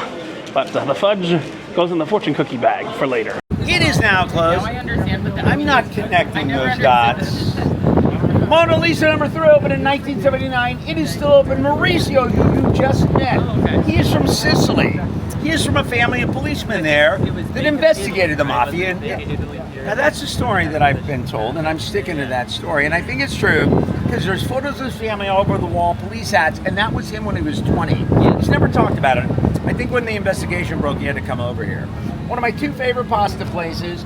If I was on a date, speaking of dates, I'd go around the corner to Firenze by night, Sarah, because less people actually know me there. They wouldn't give me a hard time. Okay. Let's continue. I lost 3, but I think I have 8. So folks, a lot of you from out of state or out of the country, I always tell people, if you want to bring your niece and nephew back a souvenir T-shirt from San Francisco, you are throwing your money away if you buy them a big I Heart San Francisco T-shirt or a decal with the Golden Gate Bridge. Kids are way too sophisticated. If you want to show your love for this city with like people in the know or a native San Franciscan would, this is the place. 3 friends that have iconic San Francisco graphics. These are our street signs done in both neighborhoods and streets. Those are our sports teams logos. Fernet, who's had Fernet? It's an Italian digestif, very herbaceous. They import 100,000 cases from Italy into the U.S. a year. 98,000 come to San Francisco. And if you've ever had a shot or two of Fernet, speaking of drinking, Richard, you know where they came up with the slogan Fernet about it. Doggy Diner Heads, this is a hamburger chain, just iconic stuff. And they print T-shirts up, really great stuff. And you see this, let me show you this. You see this sign, you know the movie Who Framed Roger Rabbit? Jessica Rabbit modeled after this sign on Rita Hayworth. This sign is modeled after a real individual by the name of Carol Doda. Carol Doda. Would you like Bunny to talk about Carol Doda as a guest lecturer? Absolutely. Carol Doda has the notoriety of being the first topless dancer anywhere in the United States of America. And the short version of that is it was courtesy of the Republican National Convention and the Republicans in 1964. Kind of ironic. Reagan? No, Barry Goldwater was there. I can tell you that story. Anyway, this was full length where the condor is now. It says, and there was no bikini when I was a little kid. That was pretty risque, you know, it was pre-internet. Anyway, that's, I'm full of, like I said, useful and useless. I know a lot of you have taken tours, and I know as a tour guide, I talk a lot of history. And I can read it in your faces. History, history, blah, blah, blah. I am not a one-trick pony. I want to take a break from history for just a minute before we sit down, Megan. I want to talk to everybody about fashion. I know, what do I know about fashion? I dress loudly. You have to keep an eye on the tour guide. San Francisco used to be a very well-dressed town. My mother said, and I'm going to show you a photo because people don't believe me. This is a woman on tour, said she has a photo of her grandmother. My mother said that women came out just to go shopping for groceries for the day in white gloves, heels, and hats, just to go shopping for bread. Here is a photograph of that, Mission District, 1940s. I said, would you text me that? Heels, white gloves, and that's a baguette of bread. Men always wore sports jackets, overcoats, leather shoes. I think the 60s first changed the fashion sense of the city and then the country. And then I'll be honest, no offense if you're in tech, I think the tech industry dumbed it down. Now, if you go in here, Al, he'll take your measurements. He'll make you a nice dress hoodie for those formal meetings that you need to attend at Microsoft. And his first store was called Taming of the Shoe. Now you know I like Al. His puns are where my mind is at. He does all of Santana and Huey Lewis's touring outfits and shoes every tour. Arcade Fire every other tour. I was in there about a year ago. I'm like, Al, do I know this guy from the neighborhood? He goes, Brian, that's Macklemore. He was shopping many international bands and stars. He does all the Italian-American Heritage Parade outfits. Now, we're going to take a quick pop in here. I love Chelsea boots. And I'm not wearing them today. Kenneth Cole makes them regularly, and they last about a year. They look like garbage. Anybody had a pair of shoes made for them? Come on, let me explain this to you. What's the name of the store again? Al's Attire. Come on. Al's Attire.